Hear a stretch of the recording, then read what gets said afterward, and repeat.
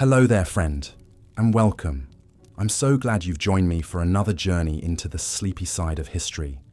Whether it's the middle of the day or the witching hour where you are, I invite you to settle in, get cozy, and let my voice carry you gently off to dreamland. Before we begin, I'd love to know where in the world you're tuning in from and what time it is in your corner of the globe.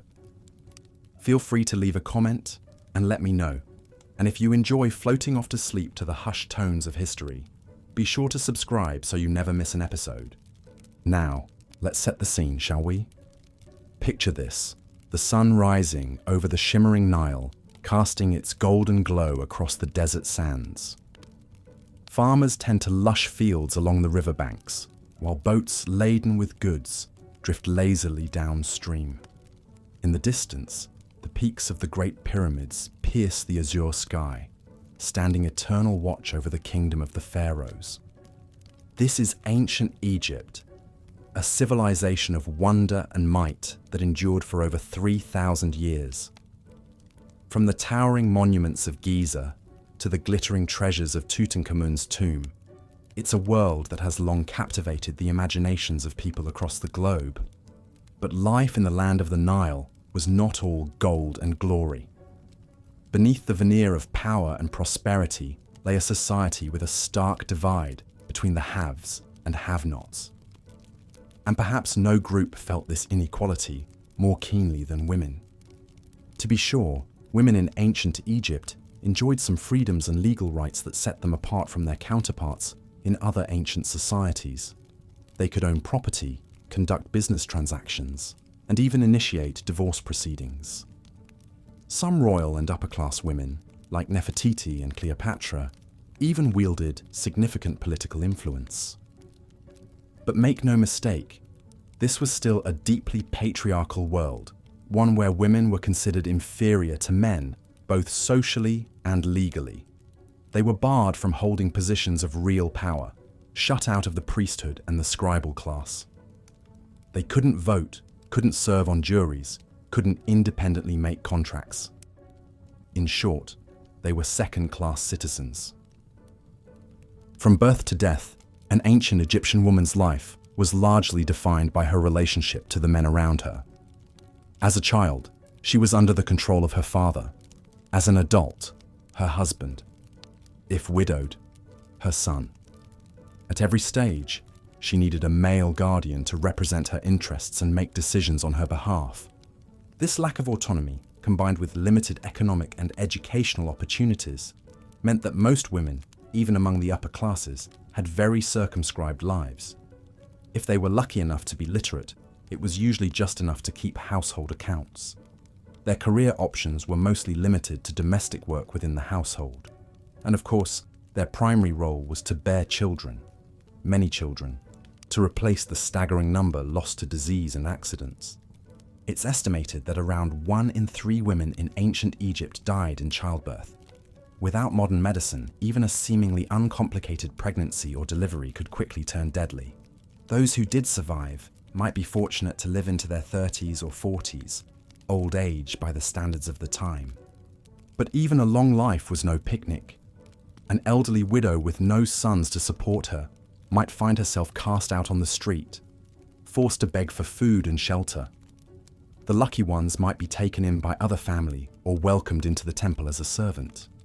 But many surely met lonely, impoverished ends. For a glimpse of the realities of womanhood in ancient Egypt, we need look no further than the life of Queen Nefertiti. You might know her as the preternaturally beautiful face immortalized in limestone, gazing out across eternity with her enigmatic smile. And indeed, Nefertiti was renowned for her great beauty. But as a woman, even a queen, her power was always contingent on the whims of the men around her. As the first wife of the pharaoh Akhenaten, Nefertiti enjoyed great influence and prestige. She was depicted alongside her husband with a frequency and on a scale unprecedented for a queen. Some scholars even argue that she may have ruled as a co-regent for a time. But when Akhenaten died, Nefertiti disappears abruptly from the historical record. Her images and inscriptions were obliterated, her name erased as if she had never existed. Many Egyptologists believe this was the work of Akhenaten's successor, the young pharaoh Tutankhamun, as he sought to restore the old gods and orthodox religion that Akhenaten had abolished. The lesson that even the most powerful woman was still, in the end, at the mercy of the men who controlled the kingdom. Of course, the vast majority of women in ancient Egypt were not royalty or even nobility. They were the farmers, weavers, bakers, and brewers who formed the backbone of the Egyptian economy. And for these women, daily life was full of unrelenting labor. Without access to education, most worked in and around the home, grinding grain, baking bread, brewing beer, spinning linen, and tending to children and animals. It was hot, dirty, exhausting work, the same back-breaking grind day after day with little rest or respite. Personal hygiene was another challenge in an age before indoor plumbing or sanitation. While the wealthy might enjoy the relative luxury of a limestone toilet seat and small bathing room, most Egyptians relieved themselves in chamber pots or in the river itself. An unsavory prospect, given that the Nile was also the primary source of drinking water. Diseases like typhoid, cholera, and dysentery were rampant. Surviving to adulthood at all was an accomplishment in a time when up to half of all children died before the age of 5. Those who did reach maturity usually didn't have long to savor it. Archaeologists tell us that the average life expectancy for a woman in ancient Egypt was around 30 years old, assuming she was fortunate enough to survive the gauntlet of repeated pregnancies and childbirths. Childbearing usually began early and ended late. It wasn't uncommon for girls to be married off as young as 12 or 13, usually to a much older man. These age gaps could be significant, 20, even 30 years between husband and wife. A 14-year-old girl might find herself married to a man in his 40s, a disparity that only underscored the power imbalance between the sexes. Successive pregnancies would follow, one after the other, in an attempt to produce as many healthy children as possible, especially sons to carry on the family name and lineage.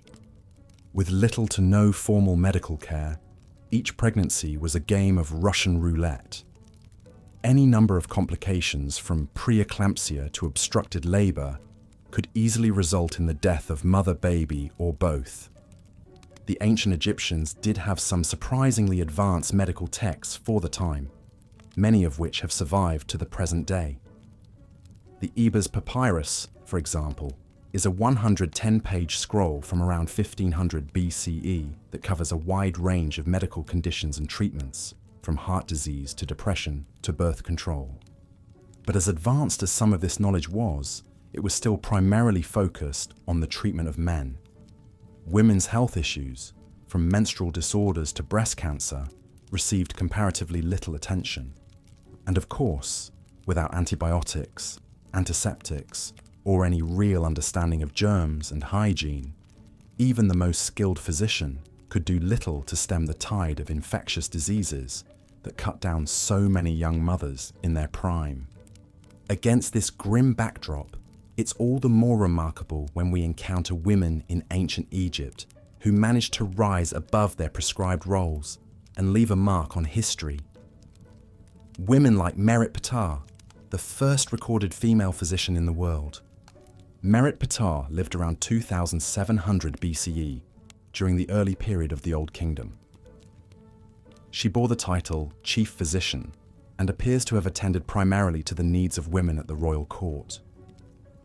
While little is known about her life, her very existence testifies to the fact that at least some women in ancient Egypt were able to break through the gender barriers and achieve positions of skill and prestige. Ironically though, even as real Egyptian women struggled for basic freedoms and dignity, their idealized forms were being elevated to divine status in the official state religion. Goddesses like Isis, Hathor, Sekhmet, and Nut played vital roles in the Egyptian pantheon, reflecting different aspects of femininity: fertility and motherhood, love and beauty, wrath and warfare, creation and destruction. But here too, we see the double standard at play. While goddesses were venerated and temples built in their honor, mortal women were still excluded from the higher ranks of the priesthood. The loftiest religious role most women could hope to attain was that of a chantress, a kind of singer or musician who participated in temple ceremonies. But they were strictly segregated from the inner sanctums and the holiest of rites, which remained the exclusive domain of male priests. One of the few exceptions to this rule was Iset, chantress of Amun, during the 23rd dynasty of the Third Intermediate Period, around 800 BCE. Iset bore the grandiloquent title, Chief of the Harem of Amun, which, despite its lascivious connotations, actually referred to an order of priestesses dedicated to the god Amun. As one of Amun's chantresses, Iset would have sung and performed music during religious festivals and processions. She also would have had a role in managing the sizable estates and holdings belonging to Amun's cult. It was a rare position of some authority for a woman, but still ultimately subordinate to the male high priests. For royal and upper-class women, life may have been materially comfortable, but it was no less circumscribed by rigid gender expectations. Wives and mothers of the pharaoh might wield some degree of influence behind the scenes, but their power was always borrowed, never fully their own. Even mighty queens like Tai, Nefertiti, and Nefertari governed at the pleasure of their divine husbands, and could be summarily cast aside when they were no longer of use or interest. In 3,000 years of ancient Egyptian history, only a handful of women ever managed to rule as pharaohs in their own right, and even they did so only briefly and with varying degrees of success. The most famous of these is undoubtedly Hatshepsut, the fifth pharaoh of the 18th dynasty, who ruled for over 20 prosperous years in the 15th century BCE. The daughter of the great warrior pharaoh Thutmose III, Hatshepsut was never supposed to inherit the throne in her own right. But when her husband and half-brother Thutmose II died prematurely, leaving only an infant son to succeed him, Hatshepsut stepped into the breach, first as regent and then audaciously as pharaoh herself. To legitimize her reign, Hatshepsut set about systematically masculinizing her image. In statues and reliefs, she is depicted wearing the traditional pharaonic regalia, the crown, the false beard, even the shendi kilt.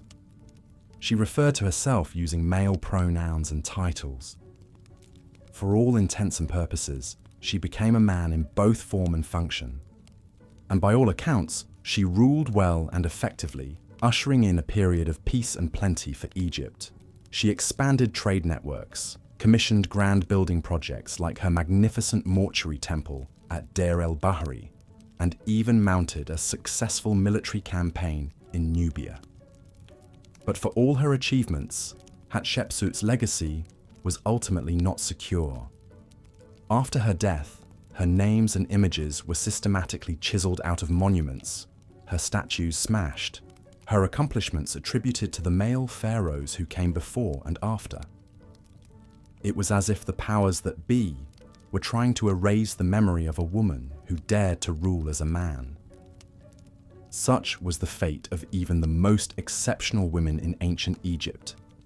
No matter how high they might rise or what they might achieve, their place in society was always precarious, their hard-won gains easily eroded or erased entirely by the capricious currents of male-dominated power structures.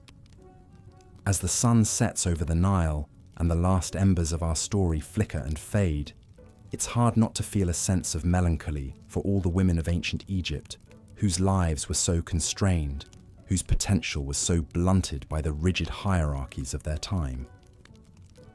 For every Nefertiti or Hatshepsut who managed to break the mold, how many thousands of anonymous women lived and died in obscurity, their hopes and dreams buried with them in the sand. But perhaps there is a glimmer of hope to be found in their stories as well. A reminder that even in the most oppressive of circumstances, the human spirit still yearns to be free. to stretch beyond the confines of the roles and expectations placed upon it. That women, then as now, have always found ways to resist, to persevere, to leave their mark, however subtle or fleeting. So let us remember the women of ancient Egypt, both the great and the small. Let us honor their struggles and their triumphs, their joys and their sorrows. And let us continue to work towards a world where every woman, no matter her station or circumstance, has the freedom and the power to shape her own destiny. And with that, my friend, we come to the end of our journey for tonight. I hope you've enjoyed this bit of armchair Egyptology and that you've managed to drift a bit closer to the land of Nod in the process. Until next time, I wish you the sweetest of dreams, filled perhaps with visions of golden barks and shining pyramids. Good night. Despite the challenges women faced, there were some extraordinary females who managed to make their mark on ancient Egyptian society against all odds. One such woman was Hatshepsut, the longest reigning female pharaoh in Egyptian history. Born into the royal family, Hatshepsut was never intended to rule in her own right. But when her husband and half-brother Thutmose II died young, leaving only an infant son as heir, Hatshepsut stepped up to serve as regent. Rather than fade into the background once her stepson came of age, Hatshepsut made a bold and unprecedented move. She declared herself pharaoh, taking on the full royal titulary and regalia. Depictions show her wearing the traditional false beard and male clothing of a king. She even went so far as to declare herself the daughter of the chief deity Amun, asserting divine legitimacy to rule. For over 20 prosperous years, Hatshepsut governed Egypt as pharaoh, not merely queen. She oversaw ambitious building projects, including her magnificent mortuary temple at Deir el-Bahri, with its elegant colonnades and towering cliffs. Expeditions to the fabled land of Punt brought back luxury goods and exotic wonders. Unlike many male rulers who focused on military campaigns, Hatshepsut's reign was characterized by peace, stability, and economic success. Despite her many accomplishments, Hatshepsut's legacy was nearly erased after her death. Her stepson and successor Thutmose III, perhaps resenting her power, had her name and image chiseled off monuments. For centuries, she was forgotten, reduced to a mere footnote in the grand arc of Egyptian history. But modern Egyptologists piece together her story from the scraps of history she left behind. It's a testament to Hatshepsut's tenacity and skill that she was able to rule successfully in a world where women were systematically denied political power. One can only imagine how many other women of ambition and intelligence were never given the chance to make their mark. Hatshepsut's tale is a reminder that even in the face of oppression, there will always be those who refuse to be constrained by the limitations placed upon them. Her reign was like a shimmering oasis in the desert, a brief respite from the unrelenting harshness of a world built for men. But for the vast majority of Egyptian women, life remained an endless cycle of domestic labor, childbearing, and subservience. From birth to death, they were at the mercy of the men in their lives. Fathers, husbands, brothers, sons. Their world was circumscribed by the walls of home and hut, their horizons limited to the daily grind of cooking, cleaning, and caregiving. Imagine for a moment the life of an ordinary Egyptian woman. Let's call her Nebet. She wakes before dawn to prepare breakfast for her husband and children. The house is soon filled with the scent of baking bread as she grinds the grain, kneads the dough, and stokes the fire. With the morning meal done, Nebet turns to her other chores. There's always mending to be done, torn clothing to patch, frayed baskets to repair. She draws water from the well, her strong arms straining as she hoists the heavy jug onto her shoulder. In the corner, a baby fusses, and she pauses her work to offer a breast. As the day grows hotter, Nebet joins the other women of the village down by the river to do the washing. They slap the wet clothes against the rocks, gossiping and laughing together as they work. For a moment, in the easy camaraderie of female company, Nebet almost forgets her troubles, but return to them she must. In the evening, footsore and weary, she prepares the evening meal. Her husband comes in from the fields, tired and hungry. Nebet serves him first, the choicest morsels, as a good wife should. She eats what's left, often with the children. There is no rest for Nebet, even when night falls. She is expected to be available to her husband, to submit to his desires regardless of her own wants or needs. Pregnancy is an ever-present possibility, and with it the spectre of death in childbed. This is the unending cycle of Nebet's life, from maiden to mother to crone. She ages before her time, her body worn out by hardship and toil. If she's lucky, her children, particularly her sons, will care for her in her twilight years. If not, she faces the prospect of destitution and abandonment. Nebet's story is the story of countless Egyptian women, their names and faces lost to history. They left no monuments, commanded no armies, wrote no great works of literature. But it was their unseen, unrecognized labor that sustained Egyptian civilization for millennia. In a society that deemed them lesser, they found ways to support each other, to carve out small spaces of agency and expression in a world that granted them little of either. As we contemplate these women's lives from the distance of centuries, it's easy to feel a sense of righteous anger at the injustice of it all. But perhaps we might also feel a sense of kinship, a recognition of the quiet courage it takes to endure in the face of adversity. In their resilience, their resourcefulness, their ability to find light in the darkness, these long ago women speak to the unbreakable strength of the human spirit. For all the grandeur of its temples and tombs, the true wonder of ancient Egypt lies in the lives of its ordinary people, the farmers and craftsmen, the servants and laborers, and yes, the women who toiled in obscurity to create a civilization that endures in memory to this day. As we run our fingers over the cool stone of a sphinx or trace the graceful lines of hieroglyphs, let us remember the invisible hands that made it all possible. In honoring the women of ancient Egypt, we honor the women of every time and place who have carried on in the face of hardship, who have found ways to thrive in a world that too often sought to diminish them. Their story is a reminder that history is not just the tale of kings and conquerors, but of the everyday struggles and triumphs of ordinary people. As we drift off to sleep, let our dreams be filled not with the glittering gold of pharaohs, but with the warm, work-worn hands of the women who made Egypt possible. Let us carry their memory forward, a tribute to the enduring power of the human spirit to endure, to overcome, to leave a mark on the world, however small or fleeting. In the end, perhaps that is the greatest legacy of all. Part 4. The scorching desert sun beats down mercilessly as we turn our attention to the realm of health and hygiene for women in ancient Egypt. While the grand monuments and opulent lifestyles of the elite may paint a picture of prosperity, the reality for most women was far less idyllic. The lack of modern medical knowledge and sanitation meant that disease and mortality were constant companions, lurking in the shadows of everyday life. For women, the perils of childbirth loomed large. Without the benefits of modern medicine, bringing new life into the world was a treacherous endeavor.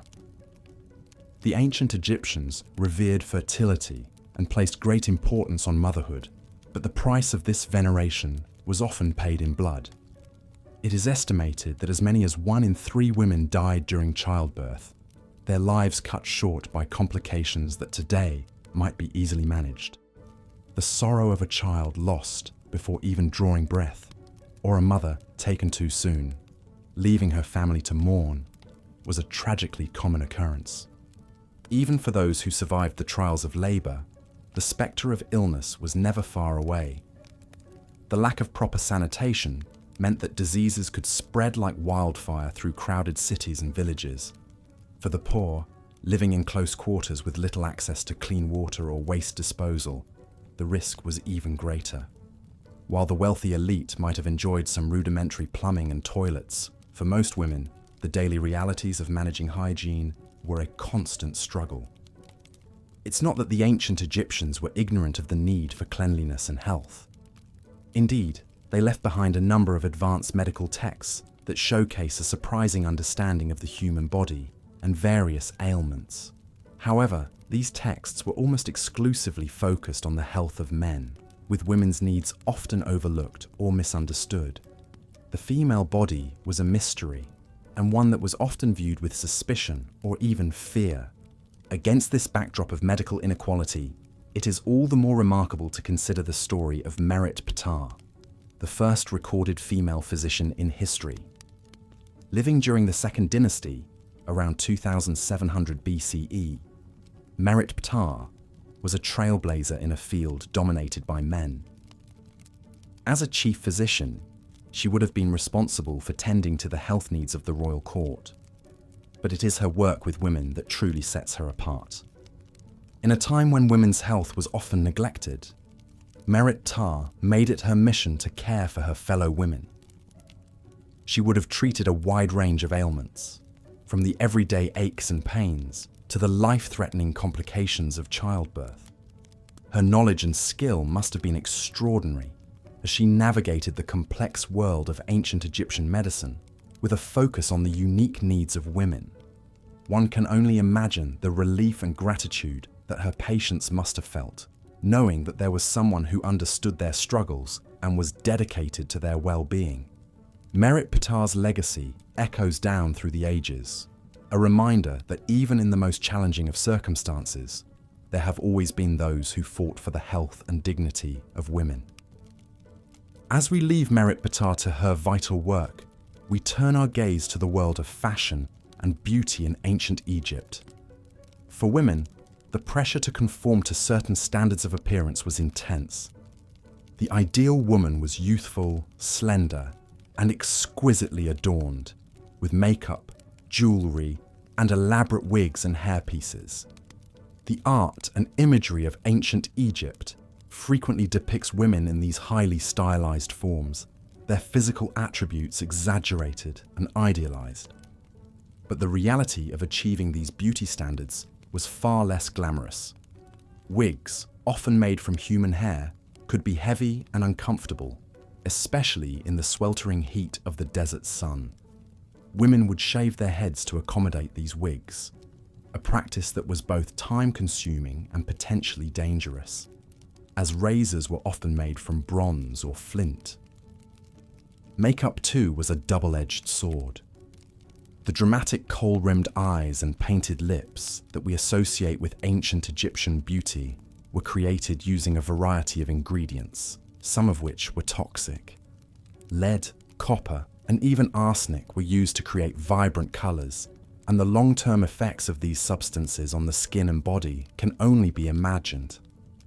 The pressure to maintain a youthful appearance was particularly intense, as aging was seen as a sign of decline and decay.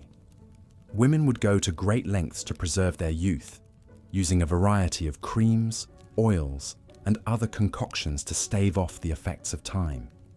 The idea that a woman's value was tied to her physical appearance was deeply ingrained in Egyptian society, and the consequences for failing to meet these standards could be severe. But perhaps no woman in ancient Egypt felt the weight of these expectations more keenly than Cleopatra VII, the last queen of the Ptolemaic dynasty.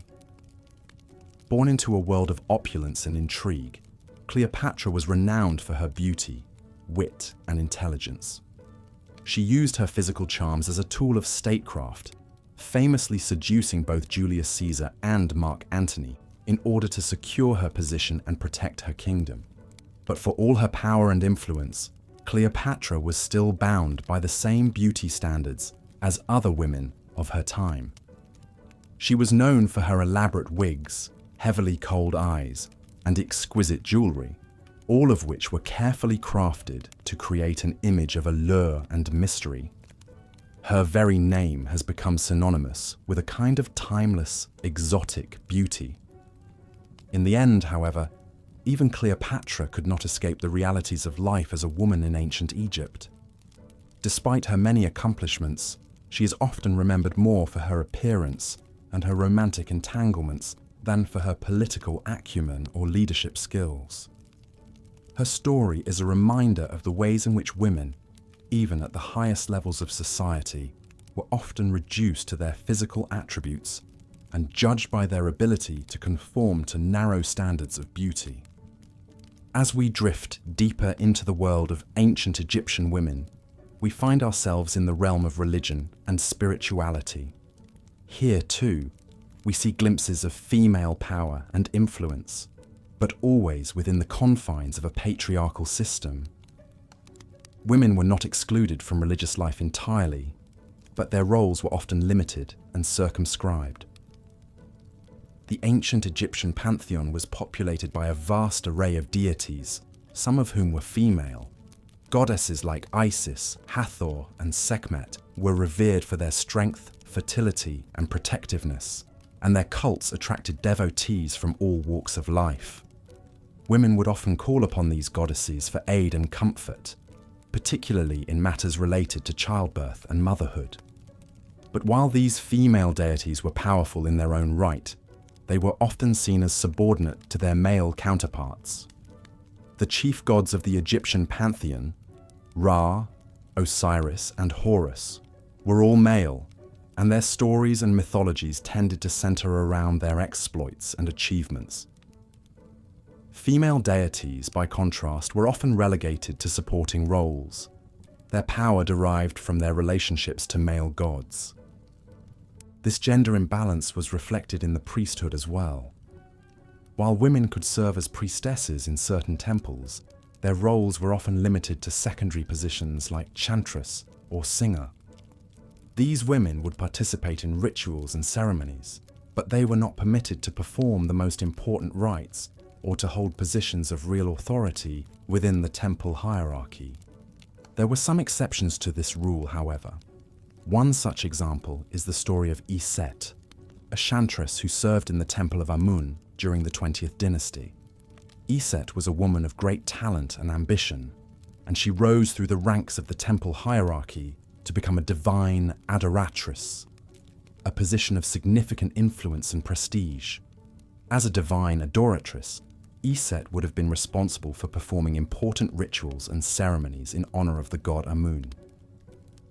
She would have been a key figure in the religious life of the community, and her position would have afforded her a degree of wealth and status that was rare for women in ancient Egypt. But even as a divine adoratress, Iset was still subject to the limitations placed on women in Egyptian society. Her power was ultimately derived from her relationship to the god Amun, and her authority was always subject to the will of the male priests who outranked her. She may have been a trailblazer in her own right, but she was still operating within a system that placed women in a subordinate position. For most women in ancient Egypt, religious life was centered around the domestic sphere. They were expected to worship household deities related to fertility, childbirth, and family life, and their religious observances were often tied to their roles as wives and mothers. The idea of women as the keepers of domestic piety was deeply ingrained in Egyptian culture, and it reinforced the notion that a woman's primary purpose was to bear and raise children. As we leave the world of religion and spirituality, we find ourselves in the glittering realm of royalty and the ruling class. Here too, we see glimpses of female power and influence, but always within the confines of a patriarchal system. Women could, on rare occasions, ascend to the highest levels of power in ancient Egypt, but their authority was always contingent on their relationships to men. One of the most famous examples of a female ruler in ancient Egypt is Hatshepsut, who ruled as pharaoh during the 18th dynasty. Hatshepsut was a remarkable figure in many ways, a skilled politician, a shrewd diplomat, and a successful military leader. But what makes her story truly extraordinary is the fact that she was able to rule at all, given the deeply entrenched gender norms of Egyptian society.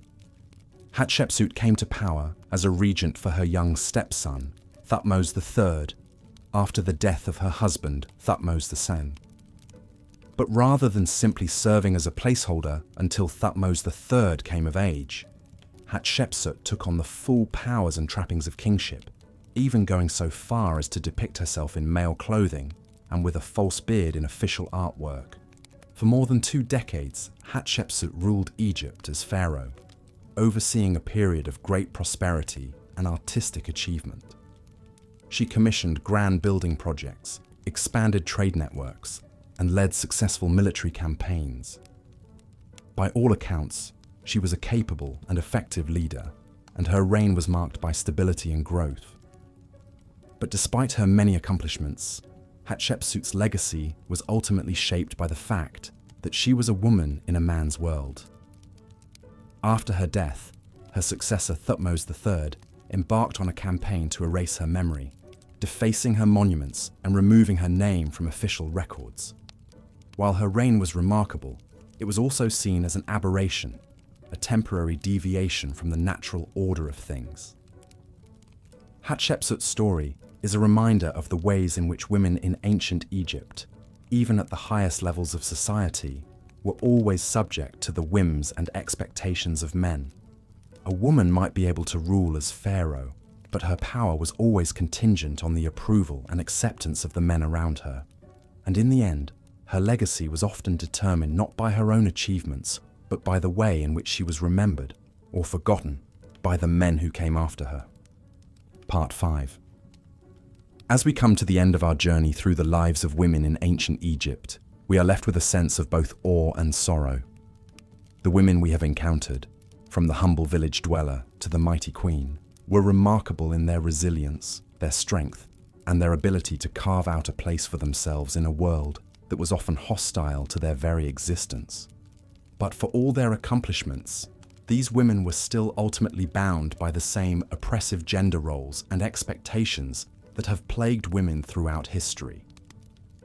They may have had moments of power and influence, but these were always tempered by the reality of their subordinate status in society. In ancient Egypt, women were revered in myth and art as the embodiments of fertility, beauty, and motherhood. But in reality, they were second-class citizens, their worth determined by their ability to bear children and maintain domestic harmony.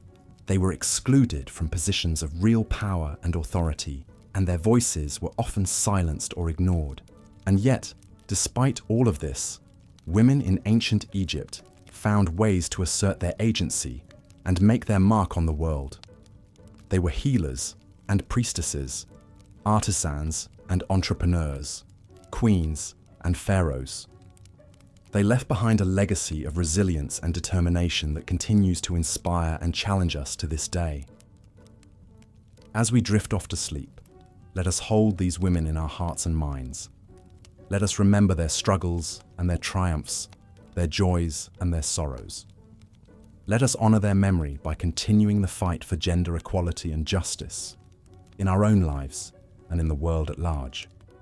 And let us dream of a future in which all women, regardless of their circumstances, are able to live with dignity, autonomy, and respect. A future in which the contributions of women are valued and celebrated, not just in myth and legend, but in the everyday realities of life. For the women of ancient Egypt, and for women throughout history, this dream has been a long time coming. But as we close our eyes and let the sands of time sweep over us, we can take comfort in the knowledge that change is possible, that progress is happening, and that a better world is within our reach. So let us rest now, and let us dream of that world, a world in which every woman is free to be herself, to pursue her passions and her goals, to love and be loved, to live and to thrive. A world in which the stories of women are not just footnotes in the annals of history, but the very fabric of our shared human experience. And let us awaken tomorrow with renewed purpose and determination, ready to do our part in creating that world. For the women of ancient Egypt, and for women everywhere, the fight goes on. But together, we can make a difference. Together, we can build a future in which all women can live with the dignity and respect they deserve. As the scorching Egyptian sun beat down upon the bustling streets of Thebes, a young woman named Isetnofret hurried along, her eyes downcast to avoid the leering gazes of the men she passed. Though she came from a respected middle-class family as a woman in ancient Egypt, Isetnofret's life was far from easy. Like most girls, she'd been married off at a young age to a man nearly twice her age, a common practice in a society where women were considered little more than property to be traded and bargained for. Isetnofret's days were filled with endless domestic chores, grinding grain, baking bread, brewing beer, and tending to the needs of her husband and children. It was a life of drudgery, with little room for personal ambition or fulfillment. But Isetnofret knew she was one of the lucky ones. Many women in Egypt weren't even afforded the basic protections of marriage, left to fend for themselves in a world that viewed them as little more than objects for men's pleasure and service. As she made her way through the winding streets, Isetnofret couldn't help but feel a sense of envy as she passed by the grand temples and palaces that dominated the city skyline. In those hallowed halls, the elite men of Egypt's ruling class lived lives of luxury and power, while women like her were relegated to the shadows. Even the greatest of Egypt's queens, like the legendary Nefertiti, were ultimately beholden to the whims of the pharaohs they served. Nefertiti's story was one that had always fascinated Isetnofret. As the chief wife of Pharaoh Akhenaten, Nefertiti had risen to become one of the most powerful women in Egypt's history. Her beauty was renowned throughout the land, her likeness immortalized in countless statues and paintings. But for all her influence and status, Nefertiti's fate was ultimately tied to that of her husband. When Akhenaten had first come to power, he had shocked the nation by declaring that there was only one true god, Aten, the sun disk. He had ordered the construction of a grand new capital city, Amarna, dedicated to the worship of this strange new deity.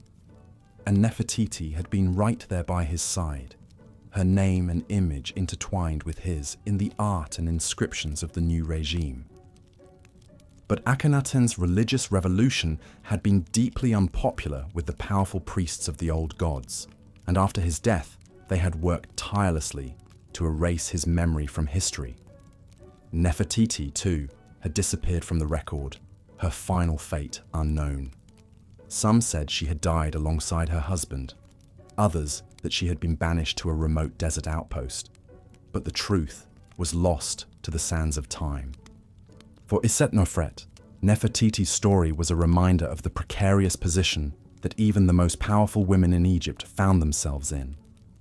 In a society where women were considered little more than extensions of the men in their lives, their fortunes could change in an instant with the shifting winds of politics and religion.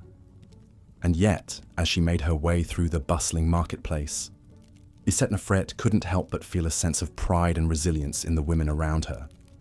They may have been denied the same rights and freedoms as men, but they found ways to carve out their own spaces of agency and autonomy.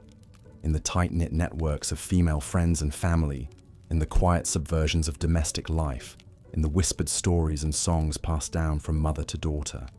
The women of Egypt found ways to resist and survive in a world that sought to deny them their humanity.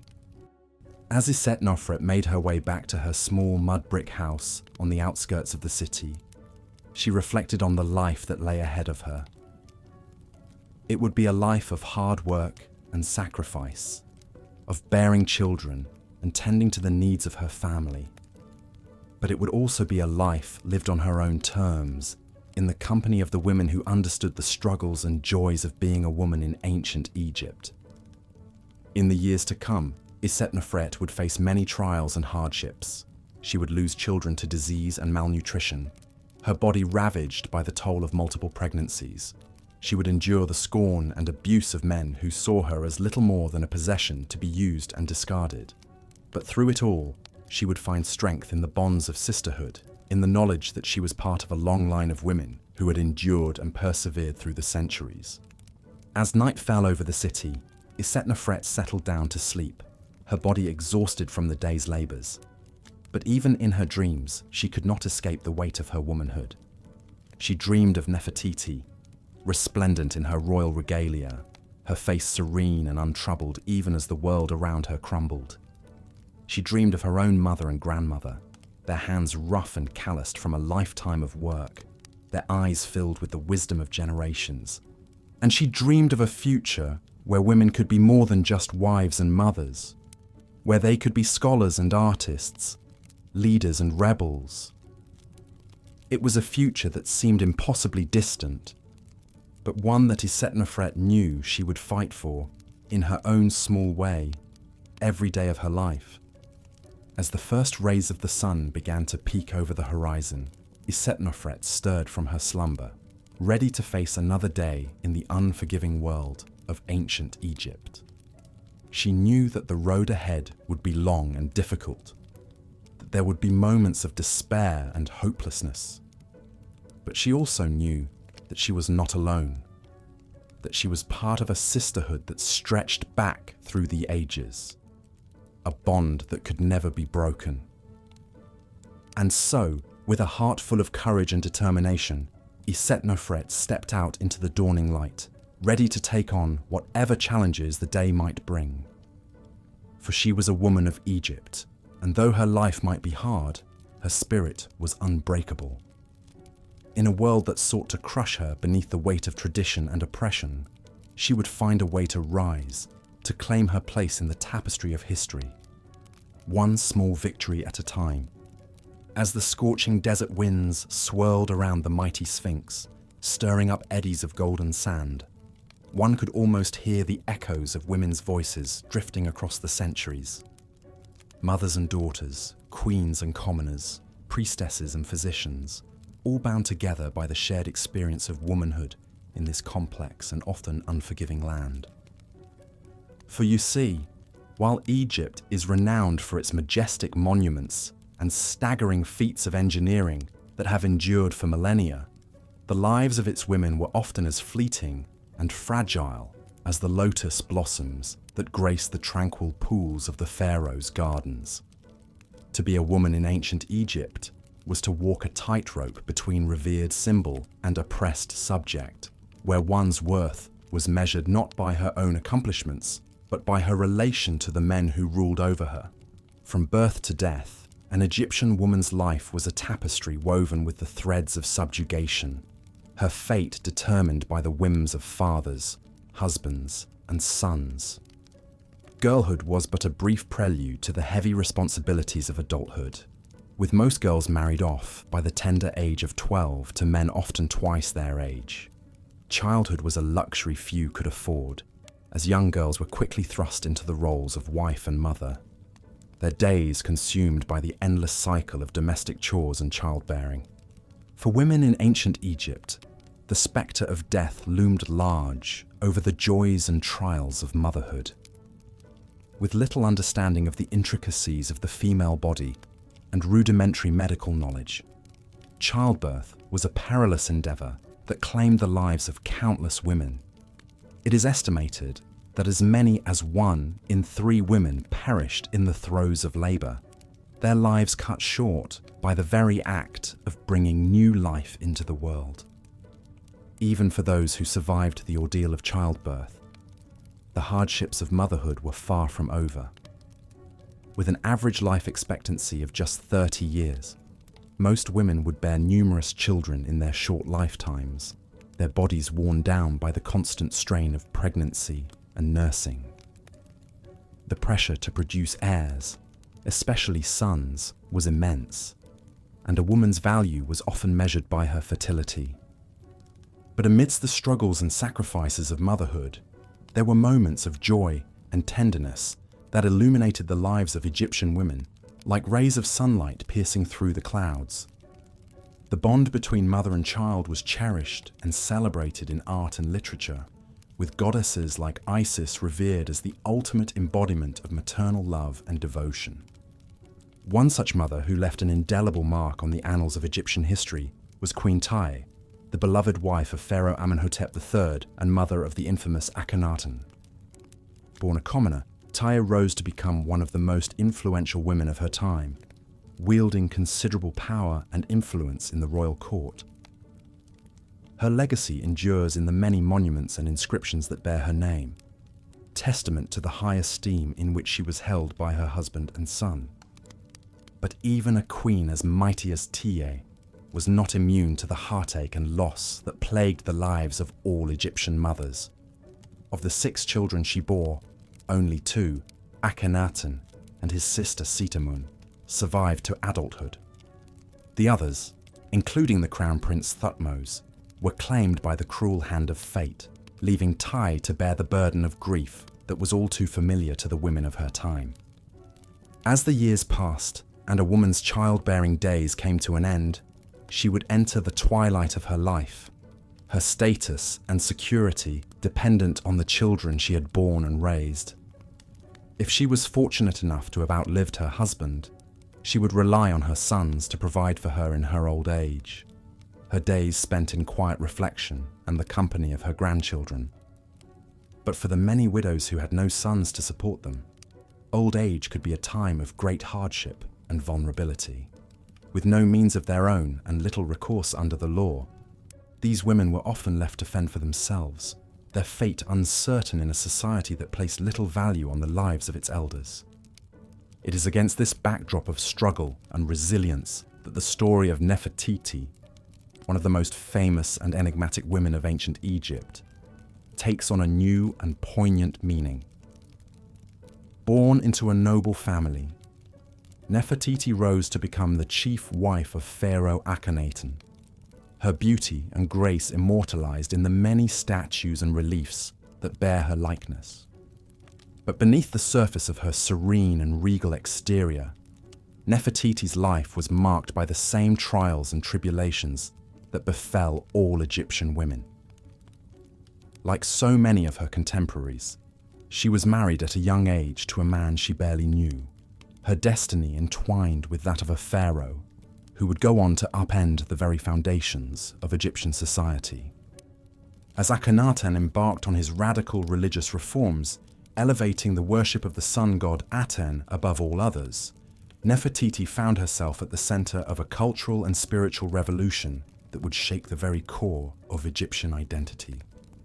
She stood by her husband's side as he built a new capital city, Amarna, dedicated to the glory of the Aten, her own image forever linked with that of the heretic king. But even as she basked in the glow of her husband's favor and the adoration of her subjects, Nefertiti's life was not without its sorrows and hardships. Like so many women of her time, she endured the pain of losing children, with several of her daughters dying in infancy or childhood. And when Akhenaten himself passed away, leaving his young son Tutankhamun to inherit the throne, Nefertiti's fate became uncertain. Some scholars believe that she may have ruled briefly as pharaoh herself, taking on the mantle of leadership in a time of great upheaval and transition. Others suggest that she may have been cast aside, her influence and power waning in the face of shifting political winds. Whatever the truth may be, Nefertiti's story serves as a poignant reminder of the precarious position that even the most powerful and influential women occupied in ancient Egyptian society. For all her beauty and grace, for all her regal bearing and commanding presence, Nefertiti was still, at her core, a woman, a daughter, a wife, a mother, subject to the same fears, sorrows, and uncertainties that plagued the lives of all Egyptian women. Her story, like that of so many others, is one of resilience and strength in the face of adversity, of the enduring power of the human spirit to overcome even the most daunting of obstacles. As we ponder the lives of these ancient women, separated from us by the vast expanse of time and culture, we cannot help but feel a sense of kinship and connection to their struggles and triumphs. For though the world has changed in countless ways since the days of the pharaohs, the essence of what it means to be a woman, to love, to nurture, to endure, remains as timeless and universal as the sands of the desert itself. In the end, the legacy of ancient Egyptian women is one of quiet strength and resilience, of the ability to find moments of joy and meaning in even the harshest of circumstances. It is a legacy that echoes down through the ages, whispering to us from across the centuries, reminding us of the indomitable spirit that lies at the heart of every woman's soul.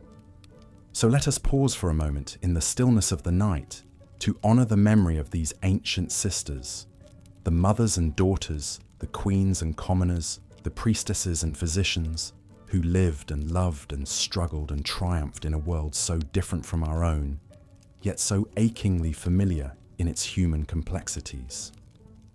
Let us remember their names, their faces, their stories, not as distant figures of myth and legend, but as flesh and blood women who lived and breathed and left their mark upon the world.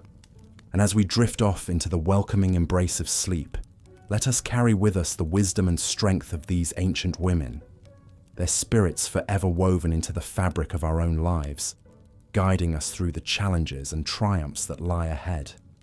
For in the end, we are all daughters of Egypt, bound together by the timeless threads of womanhood that stretch across the ages, connecting us to the past, the present, and the future, in an unbroken chain of resilience, hope, and love.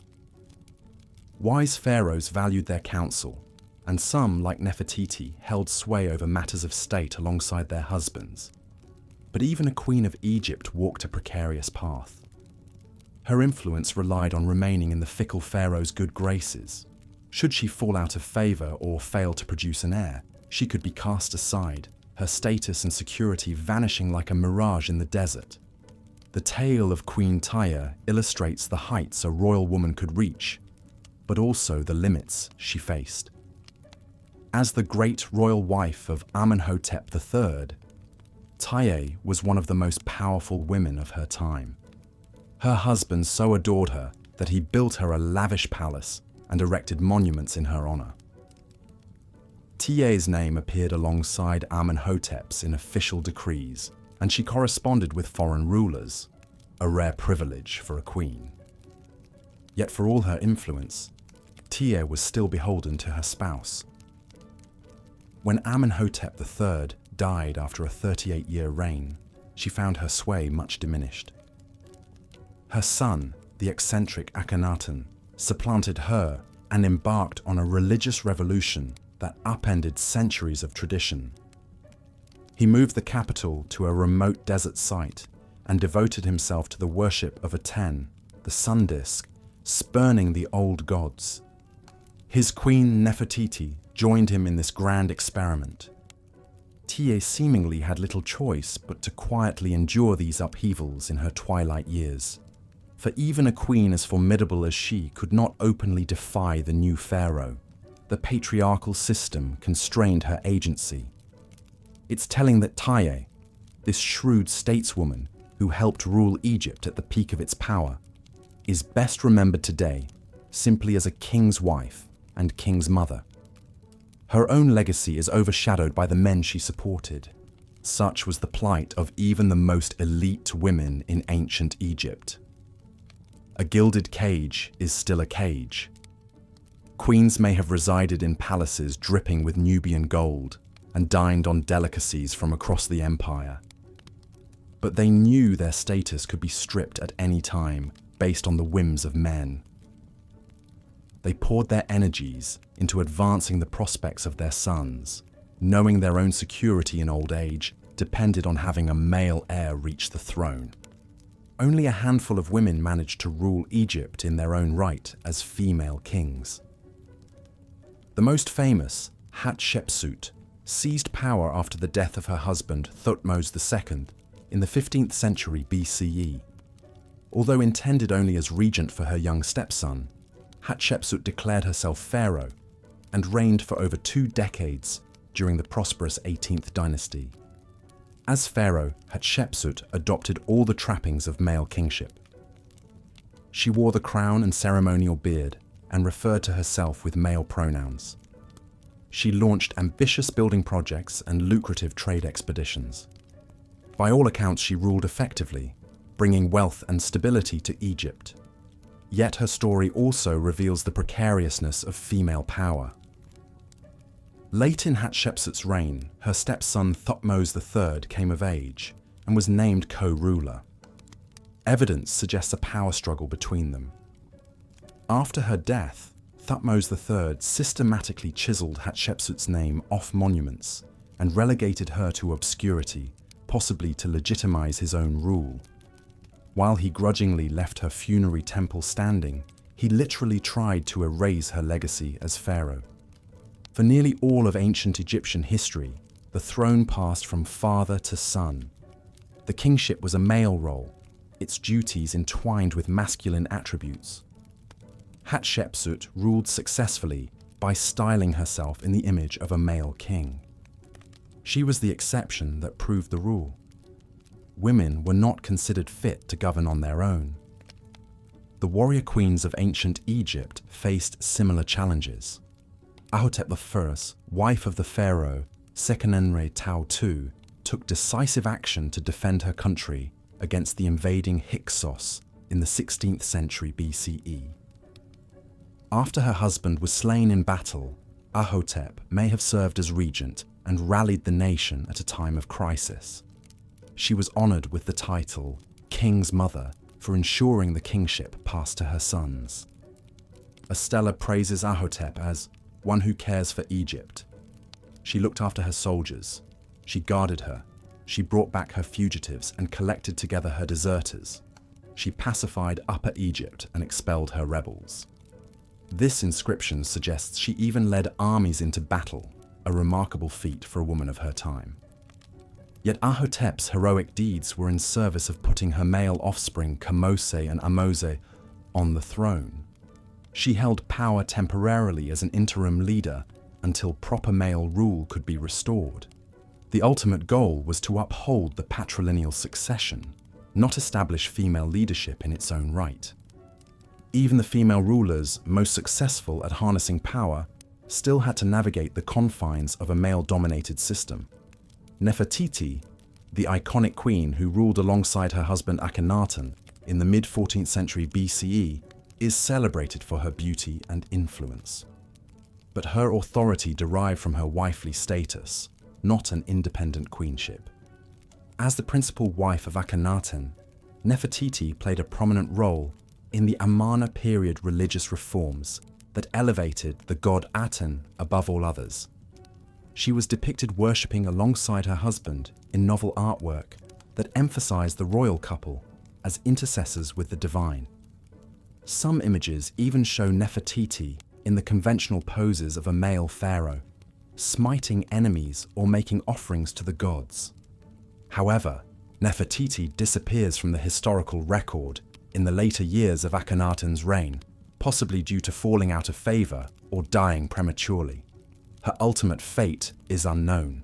Despite her high status, she relied on her husband's beneficence and may have been discarded when she was no longer useful to him.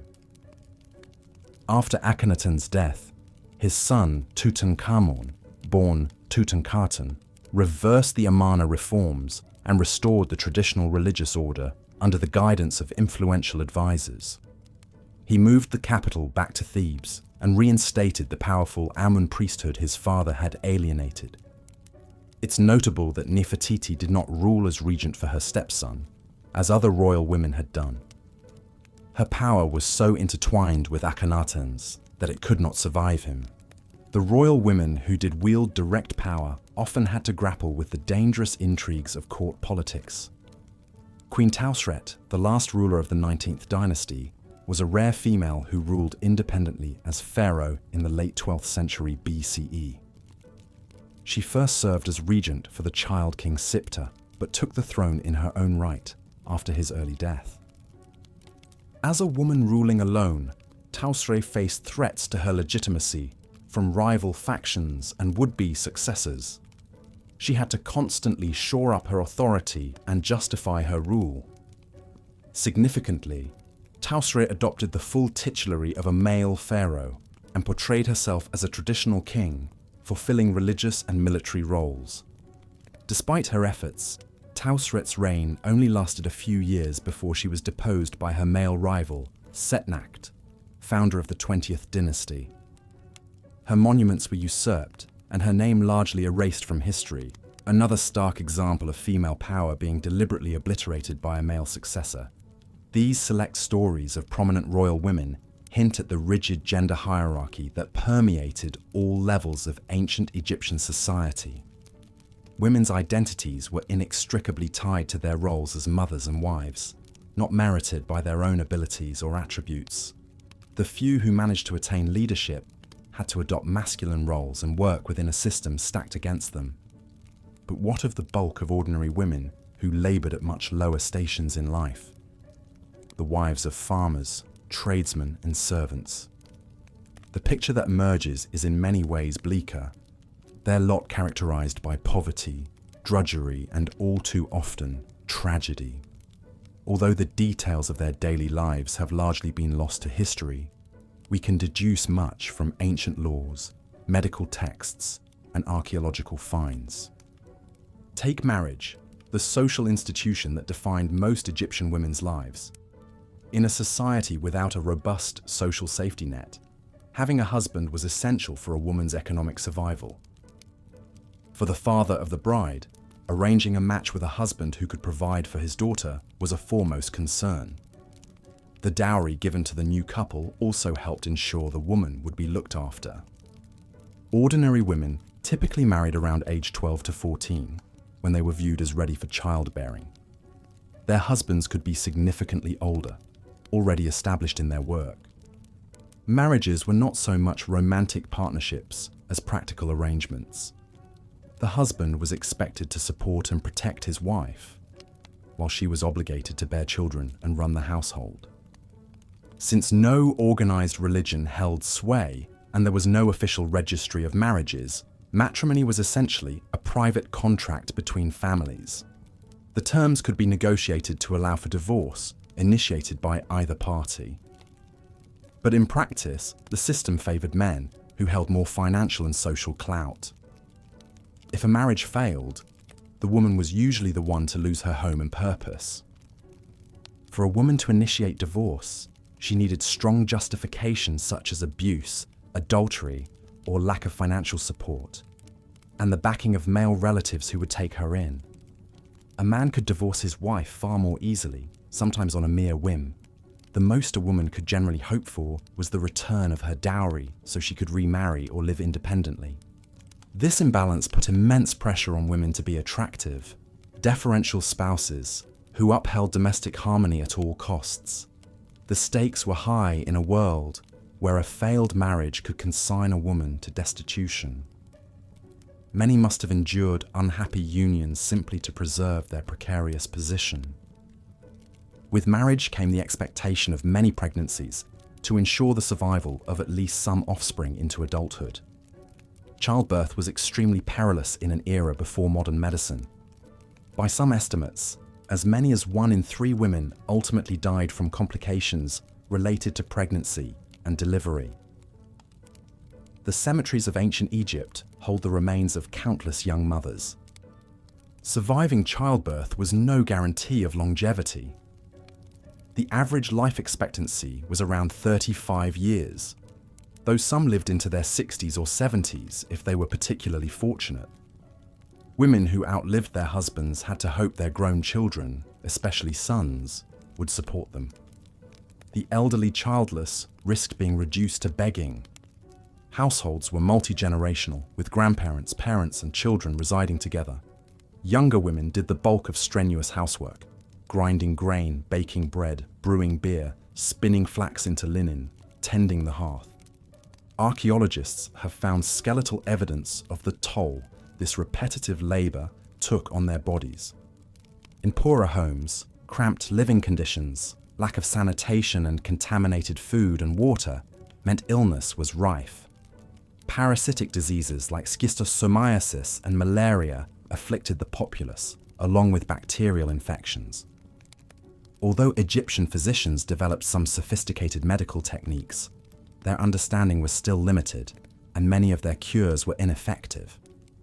Women were all but barred from gaining an education or entering the elite professions of scribe, priest, or government official. When boys reached adolescence, they would go off to learn a trade, while girls stayed home to be molded into good wives under their mother's tutelage.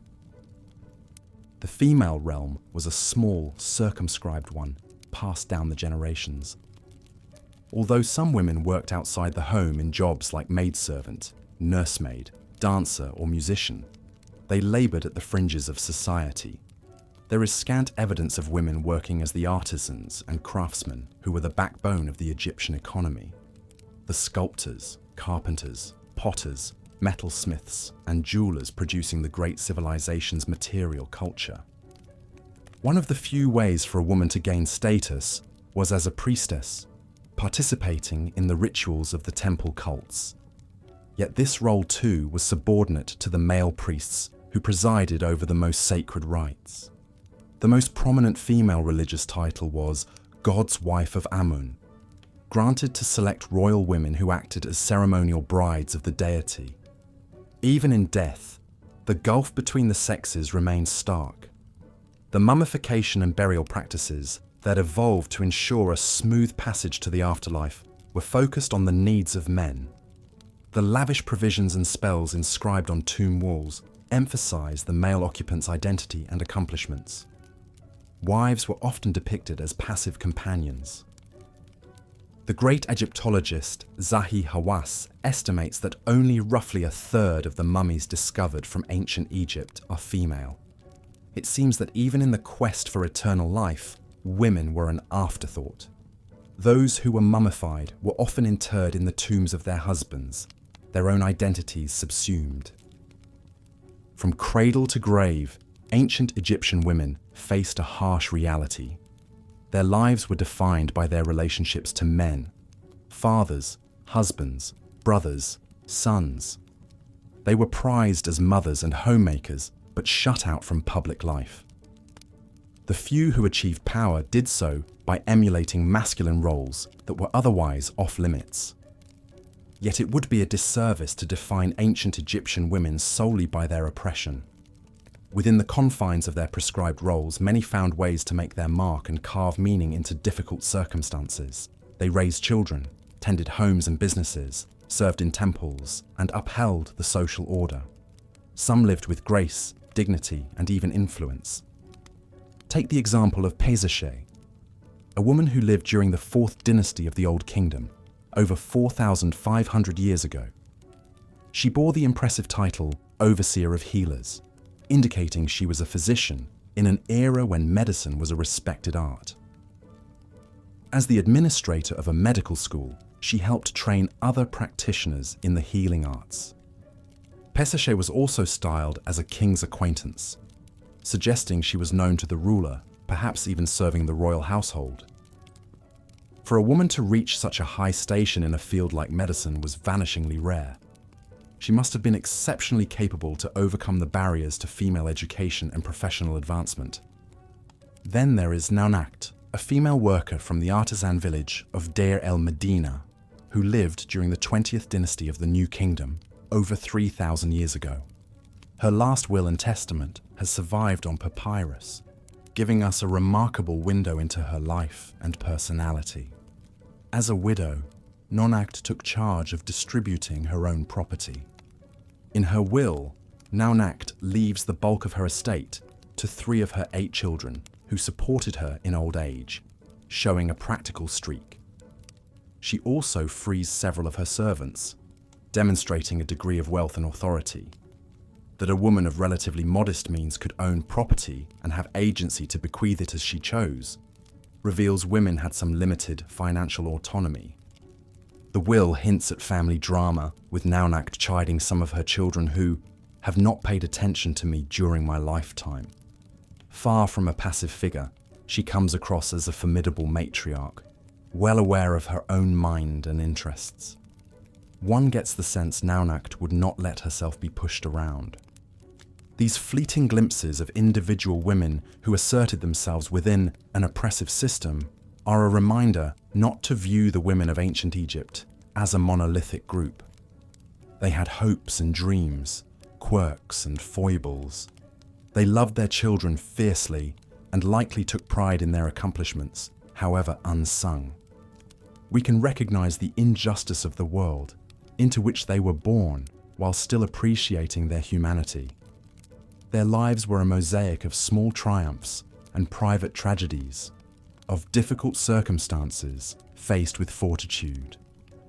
In their struggles, setbacks and sacrifices, there is a poignant universality that echoes across the ages. So when we picture the woman in ancient Egypt, we should see her in her complexity. Laboring in the fields, her skin bronzed by the sun. Presenting offerings to household gods, her heart full of unspoken prayers.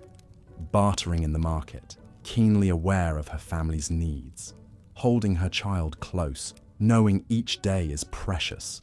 Lifting her eyes to the distant horizon, wondering what lies beyond. Hers was a life constrained, but not without meaning. A life unrecorded in the grand monuments, but woven into the very fabric of her civilization. A life like countless others, then and now, in which the personal and the political are inextricably intertwined. To trace the history of ancient Egyptian women is to map the contours of human resilience in the face of adversity. It is to be reminded that progress is not inevitable, but hard-won. That gender equality is not a modern invention, but an eternal aspiration. That women's voices, long silenced, have always yearned to be heard. In studying their lives, we honor their memory and bring their stories into the light.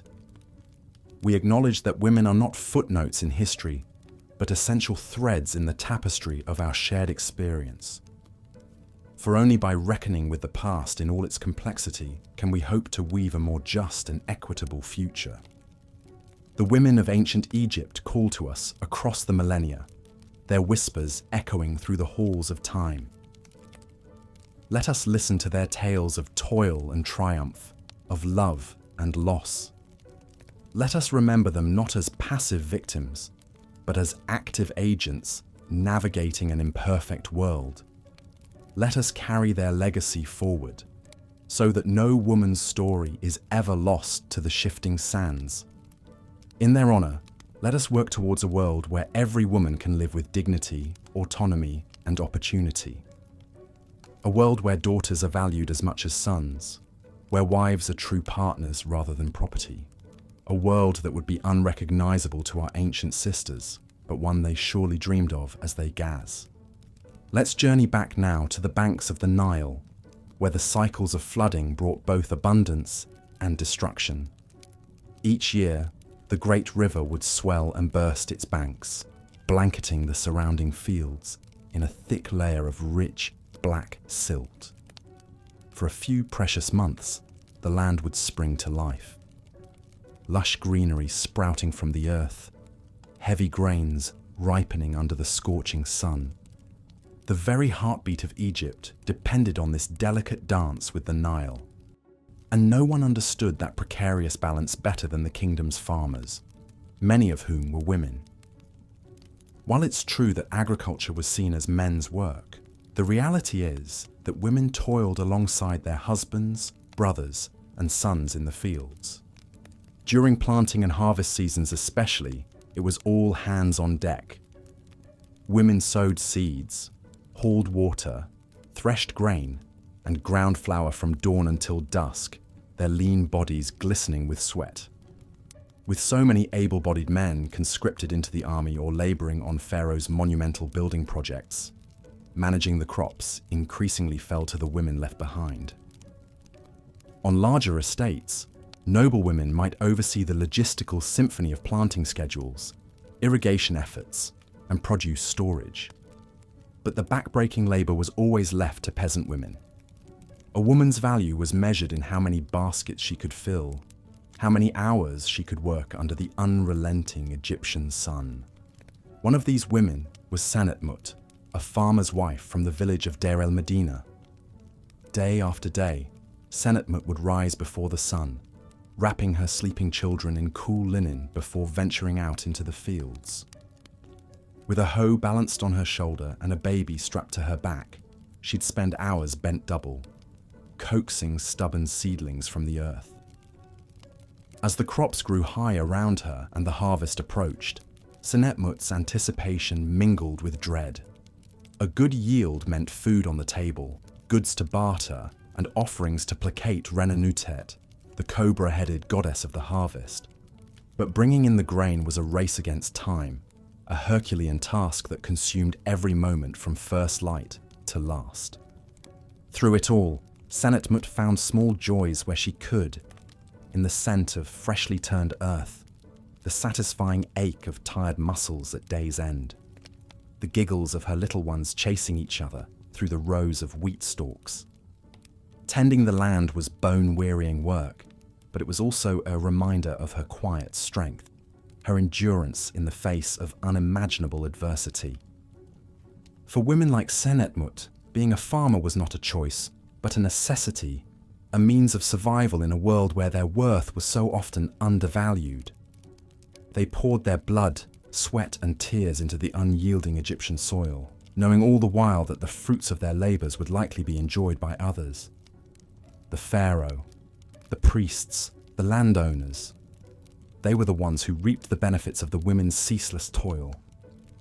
And yet, season after season, harvest after harvest, the women persevered. They rose with the sun and worked until their hands were raw and their backs ached. They birthed babies in the fields and nursed them as they picked flax. They mourned the loss of daughters, married off too soon, and sons sent off to fight in distant lands. Through it all, they endured, because they had to, because their families depended on them, because in a society that so often dismissed their contributions, tending the land was a way to carve out some small measure of autonomy, of purpose. So the next time you imagine the lush fields and bountiful harvests of ancient Egypt, spare a thought for the women like Senetmut who made it all possible. The ones who rose before dawn and worked until dusk, their babies bouncing on their backs and their hands rough with calluses. The ones whose stories have been largely lost to history, but whose legacy endures in the very soil of the Nile Delta. As the sun dipped below the horizon and the stars began to flicker in the darkening sky, Senetmut would gather her little ones close and whisper stories of Osiris and Isis, of the eternal cycle of death and rebirth. She knew that her own life was just a small piece in a vast, unknowable tapestry, but she also knew that her hard work and sacrifices were weaving something beautiful, something enduring. In the face of unrelenting hardship, Senetmut and countless women like her found ways to create meaning, to carve out spaces of joy and resilience. They may have been relegated to the margins of history, but their quiet strength and indomitable spirits echo through the ages. The story of ancient Egyptian women is one of struggle and subjugation, yes, but it is also one of profound courage, resilience, and grace under pressure. These women bore the weight of their society on their shoulders, and they did so with a fortitude that deserves our deepest respect and admiration. So let us remember them, these unsung heroes of the Nile. Let us honor their sacrifices and celebrate their triumphs, however small. And let us strive to create a world where no woman must toil in obscurity, where every contribution is valued and every voice is heard. As we drift off to sleep tonight, let us dream of a different kind of Egypt, one where women like Senetmut are not just the backbone of society, but its beating heart.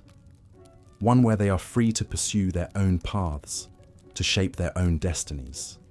And one where their stories are not lost to the sands of time, but are woven into the very fabric of history, a testament to the enduring power of the human spirit in the face of even the most daunting odds.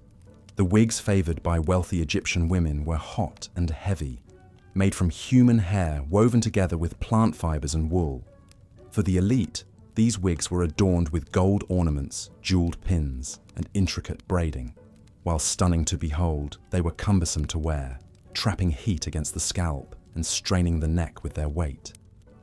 Imagine the wife of a high-ranking scribe preparing for a banquet at the palace of the pharaoh. Her servants spend hours dressing her wig, weaving in strands of gold and fastening beads of lapis lazuli. The final creation towers above her head, a symbol of her status and beauty. But as the evening wears on, the heavy wig begins to take its toll. Sweat beads on her brow and trickles down her neck, dampening the fine linen of her gown. By the end of the night, her head throbs and her neck aches from the burden of her own beauty. For royal women, the expectations were even higher. They were meant to embody the ideal of feminine perfection, their images carved into stone and painted on the walls of temples. Perhaps no queen played this role as skillfully as Cleopatra VII, the last ruler of the Ptolemaic dynasty. Born in 69 BC, Cleopatra was not Egyptian by birth, but a descendant of the Greek Macedonian Ptolemy line. She embraced Egyptian culture, learning the language and adopting the customs. But her true power lay in her mastery of self-presentation. Cleopatra crafted an image of herself as a living goddess, a sensual embodiment of Isis and Aphrodite.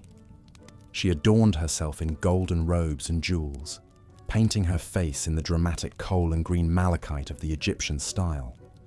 When she first met Julius Caesar, Cleopatra was said to have been smuggled into his chambers rolled up in a carpet. She emerged like a gift from the gods, dazzling the Roman general with her beauty and wit. Cleopatra bore Caesar a son, Caesarion, solidifying her alliance with Rome. After Caesar's assassination, she charmed his successor, Mark Antony, hosting him for lavish banquets and decadent nights upon her perfumed barge. But beneath the intoxicating surface, Cleopatra's power was precarious. She ruled at the whims of fickle Roman politics, always one misstep away from ruin. In the end, as Octavian's forces closed in, she chose to take her own life, rather than be paraded through Rome as a captive. The asp, that potent Egyptian symbol, was said to have delivered her fatal bite. Cleopatra's story embodies the paradox of the Egyptian woman, at once powerful and powerless, deified and subjugated. For even a queen who seemed to have it all was, in the end, still a pawn in the games of men.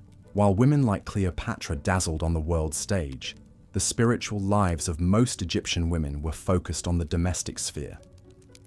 The ancient Egyptians worshipped a vast pantheon of gods and goddesses, each with their own sphere of influence. For women, the most important deities were those associated with fertility, childbirth, and the home. Taweret, the hippo-headed goddess of childbirth, was invoked by women to protect them through the dangers of labor and delivery. Statuettes of Taweret were placed in homes, her fearsome visage meant to scare away the demons that threatened mother and child. Bes, the dwarf god with the lion's mane, also guarded the household, his bawdy humor and raucous dancing warding off evil spirits. Hathor, the cow-headed goddess of love, beauty, and motherhood, was among the most widely worshipped by Egyptian women. She was the patron of music, dance, and drunkenness, her festivals occasions for wild revelry. Women would shake sistra, rattles made of bronze and faience, to summon Hathor's intoxicating spirit. In myth, Hathor was the consort of Horus, the divine son who avenged his father Osiris. Together, they embodied the cycle of death and rebirth that was central to Egyptian spirituality. But while goddesses like Hathor and Isis loomed large in myth and temple, in the real world of ancient Egypt, women were largely excluded from positions of religious authority. The priesthood was overwhelmingly male, with women serving only in secondary roles as musicians, dancers, and attendants. There were a few exceptions, such as the gods' wives of Amun, a lineage of royal women who held a semi-autonomous position at the Temple of Karnak. But for the most part, women's spiritual lives were confined to the household altars, where they prayed for fertility and protection. One woman who broke through these barriers was Iset, a chantress of the god Amun who lived during the 20th dynasty around 1150 BC. Iset's story is known to us through her elaborately decorated tomb in the Valley of the Kings, a rare honor for a woman of non-royal birth.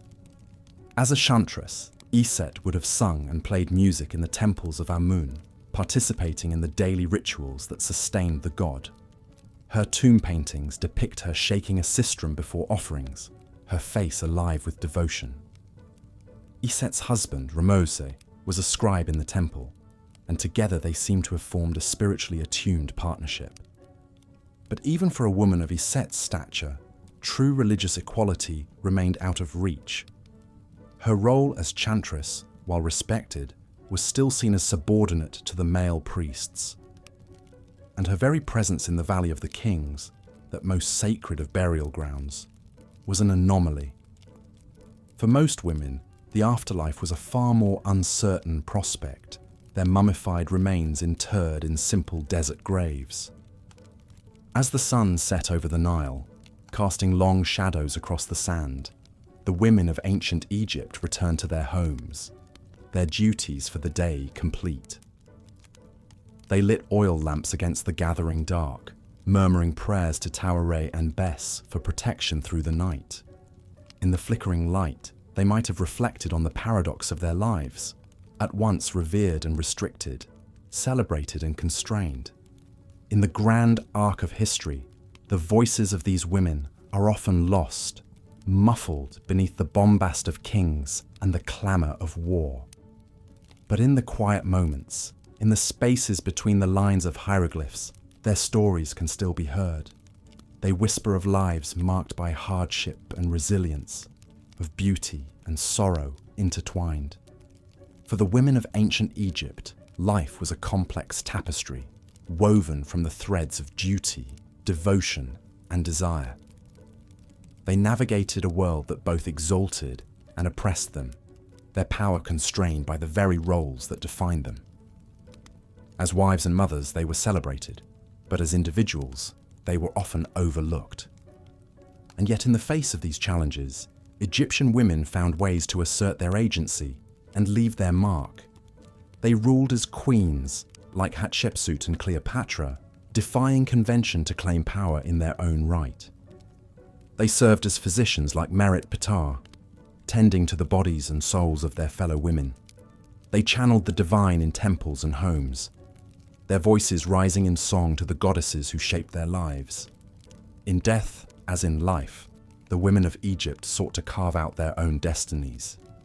They adorned their tombs with scenes of family and faith, ensuring that their stories would endure through the ages. And in doing so, they left us a legacy, a reminder that even in the darkest of times, the human spirit has the power to endure and to inspire. As we look back across the millennia, it is easy to be dazzled by the grandeur of ancient Egypt, the towering pyramids, the golden treasures, the mummies preserved in silent repose. But it is in the lives of the people, the men and women who toiled and dreamed beneath the desert sun, that we find the true heart of this civilization. And in the stories of the women of Egypt, we find a testament to the enduring power of resilience and hope. For though their lives were often marked by struggle and sorrow, they found ways to create beauty and meaning in the face of adversity. They loved and laughed, dreamed and dared, even as the world sought to constrain them. In the end, perhaps this is the greatest lesson we can learn from the women of ancient Egypt, that even in the darkest of times, the light of the human spirit can still shine through. That, in the face of oppression and injustice, courage and compassion can still take root and flourish. And so, As we drift off to sleep, let us dream of these women, their faces illuminated by the glow of oil lamps, their voices rising in song to the goddesses of the Nile. Let us honor their struggles and celebrate their triumphs, and in doing so, find inspiration for our own lives. For in the end, the story of ancient Egypt is not just a story of kings and conquest, of pyramids and gold. It is a story of people, of the men and women who lived and loved, struggled and dreamed beneath the eternal sun. And in the lives of the women of Egypt, we find a powerful reminder of the resilience and strength that lies within us all.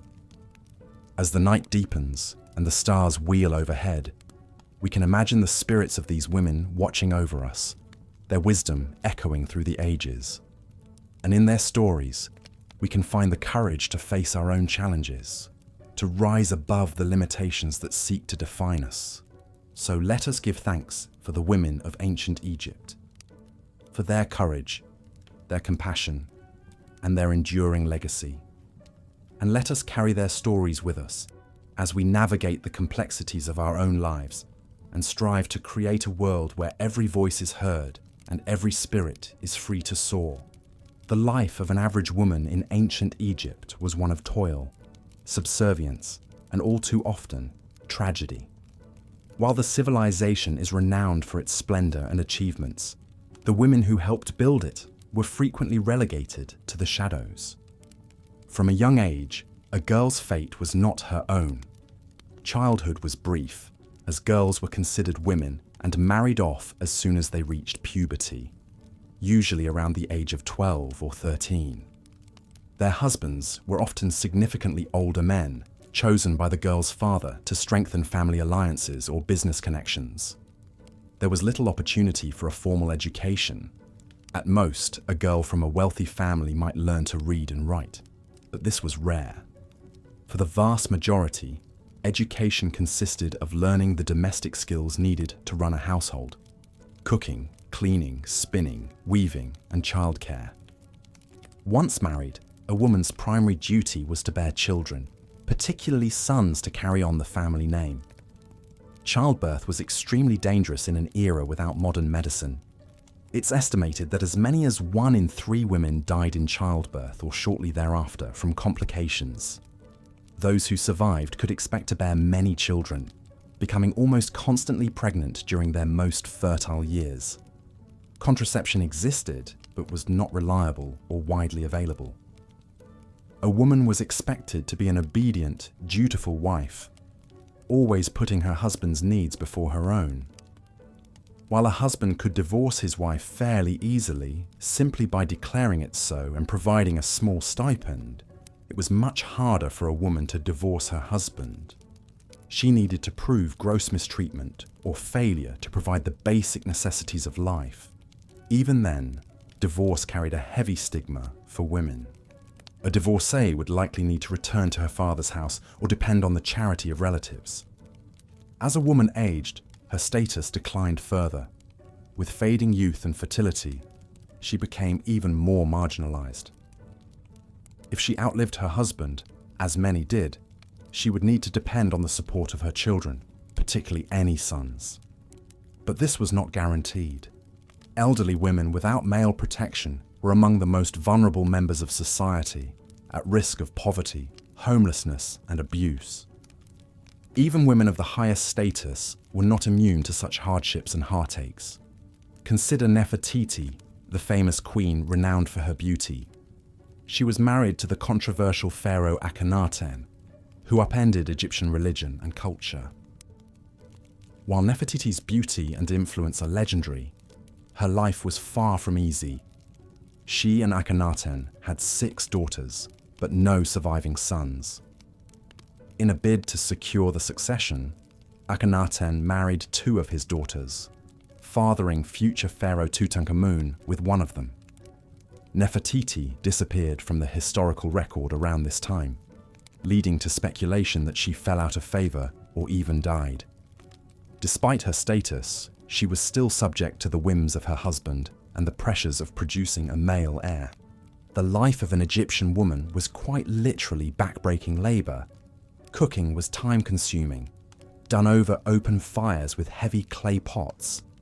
Bread, the staple of the Egyptian diet, had to be baked fresh daily. This meant hours of toil grinding grain, kneading dough, and tending the fire. Water had to be hauled from the Nile for cooking, washing, and drinking. Clothes and linens were washed by hand in the river, then laid out to dry in the scorching sun. Spinning, weaving, and sewing consumed much of a woman's day. Linen, woven from flax, was the primary textile. Every stage of its production required intense manual labor, from harvesting and processing the flax plants, to spinning the fibers into thread, to weaving the thread into fabric on a loom. An average outfit could take weeks or even months to produce. Again, this burden fell almost entirely on women. Childcare was also the mother's responsibility. With an average family size of 5 or more children, this was no small task. Children were often carried on the mother's back while she worked. Older daughters would be tasked with helping care for their younger siblings. The cycle of domestic drudgery was passed down from mother to daughter, generation after generation.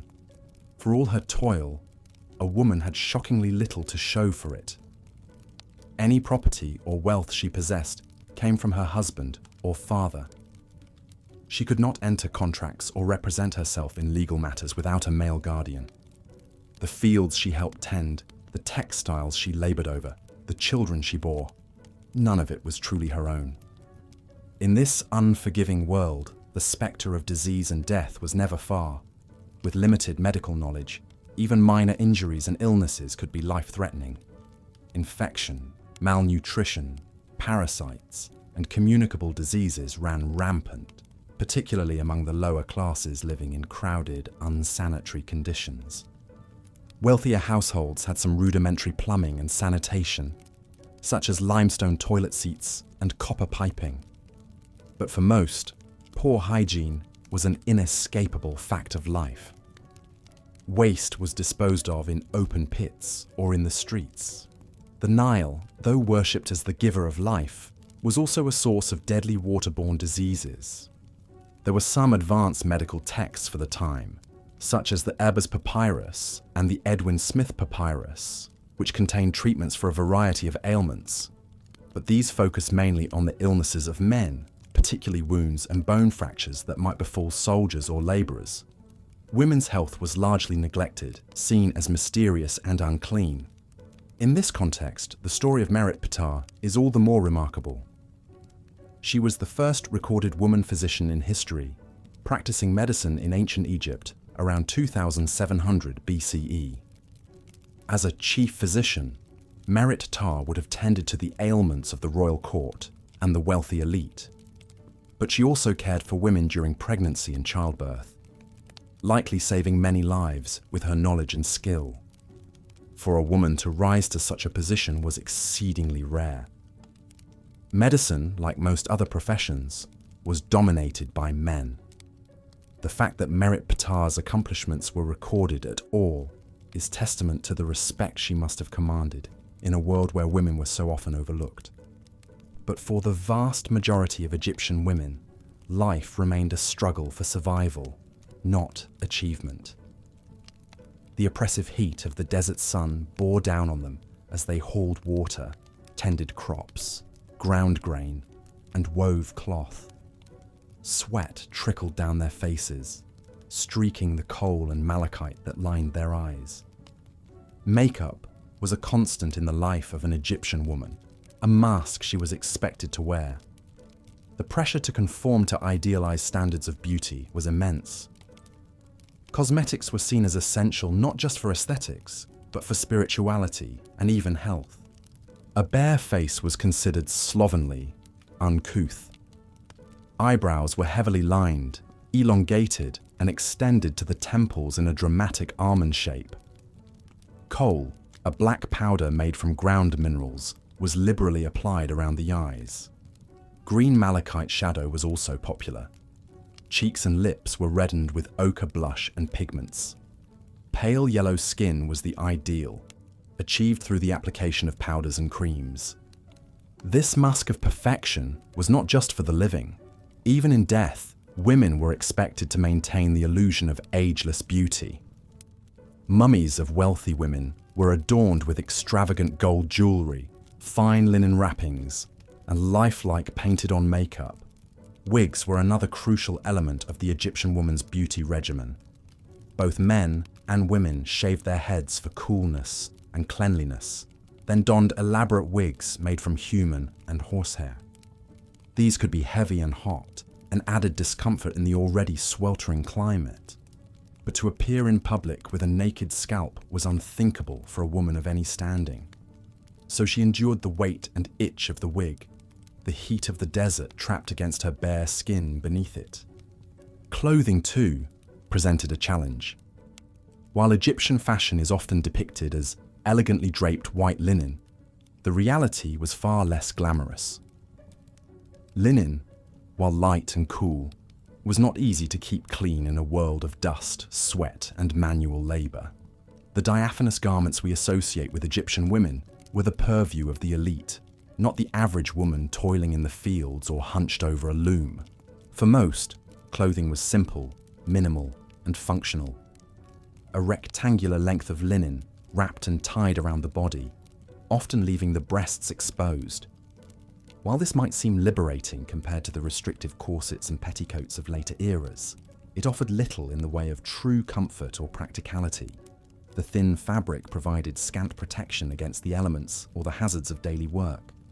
The pressure to maintain an attractive appearance was constant, even as the realities of life made it nearly impossible. A woman was expected to be perpetually youthful, beautiful, and sexually desirable, no matter her age or circumstance. The use of beauty aids was not a choice, but a mandate. To neglect one's appearance was to invite scorn, ridicule, and even accusations of moral failing. This was true even for women of the highest station, like the legendary Cleopatra VII. Born into the Ptolemaic dynasty, Cleopatra was not ethnically Egyptian. She was of Greek descent, the daughter of Pharaoh Ptolemy XII. But she embraced Egyptian culture and religion, styling herself as the embodiment of the goddess Isis. Cleopatra's beauty and allure are the stuff of legends, immortalized in countless works of art and literature. But her physical appearance was only one facet of her power. She was a brilliant strategist, a clever negotiator, a charismatic leader. She spoke multiple languages, including the Egyptian tongue, a rarity for Ptolemaic rulers. Yet even Cleopatra could not escape the limitations and expectations placed on women. Her story is often reduced to her sexuality, her relationships with Julius Caesar and Mark Antony. Her intellect, her ambition, her political acumen are overshadowed by the men in her life and the manner of her death. In the end, Cleopatra chose to take her own life rather than be paraded as a captive through the streets of Rome. Even in death, she stage-managed her own image, clinging to the illusion of eternal beauty as the asp's venom coursed through her veins. For women in ancient Egypt, religion offered some small measure of comfort and influence. The pantheon was populated by powerful goddesses like Isis, Hathor, and Sekhmet. Isis, in particular, was revered as the ideal mother and wife, the protector of the dead. Her cult spread far beyond Egypt's borders, finding adherents across the Mediterranean world. Some women found a degree of agency through religious service. The role of chantress, or singer, was one of the few positions of authority open to women. These priestesses performed music and dance in temples, participated in festivals and ceremonies. But even this was a pale shadow of the power and prestige granted to male priests. Women were excluded from the highest echelons of religious leadership. They could not perform the most sacred rituals or enter the holiest sanctuaries. Their service was always subordinate, their influence circumscribed. The stories of these chantresses provide a glimpse into the lives of extraordinary women, operating within oppressive constraints. One such woman was Iset, chantress of Amun during the 20th dynasty. Iset came from a long line of powerful priests, and her father was the high priest of Amun, one of the most influential men in Egypt. As a chantress, Iset would have sung and performed sacred music in the temples of Thebes. She would have participated in festivals and processions, perhaps even in the great festival of Opet, when the statues of the gods were carried from the temple of Karnak to Luxor.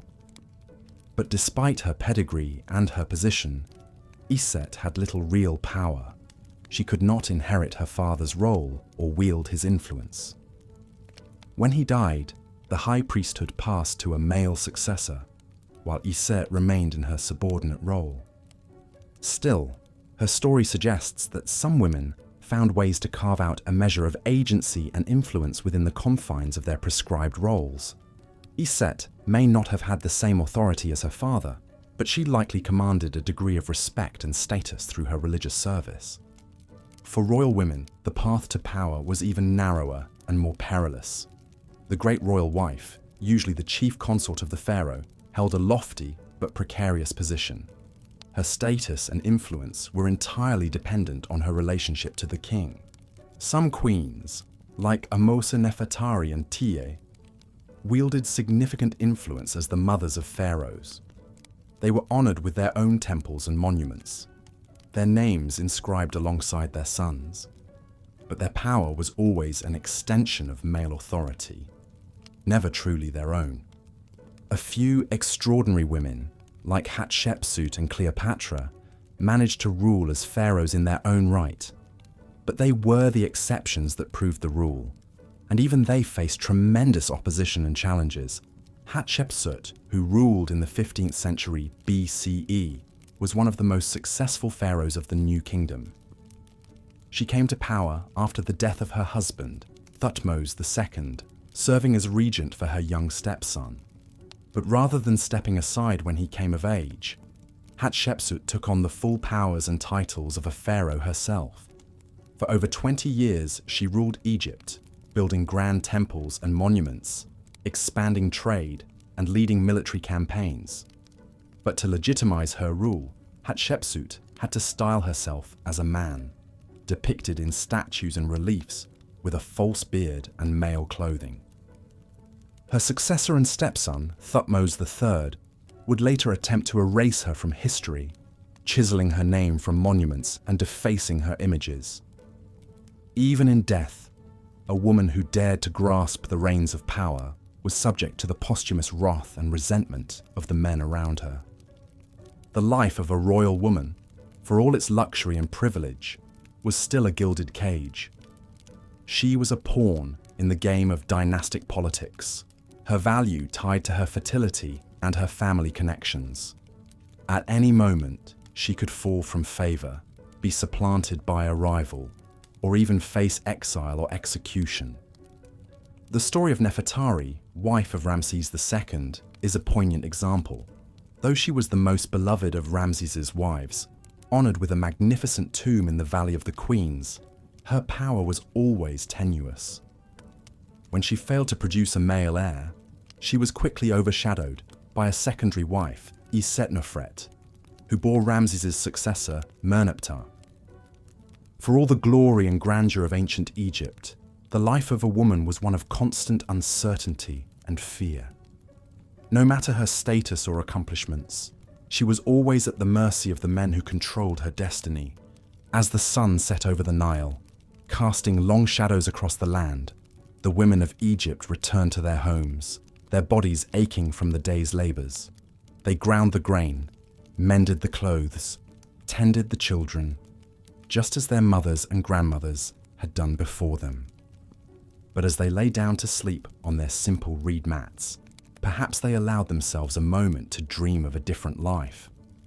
A life where they were not property, not chattel, not beasts of burden. A life where they were free to learn, to create, to explore, to love. A life where they were the mistresses of their own destinies. These dreams, like so much else in the lives of ancient Egyptian women, were fleeting, ephemeral.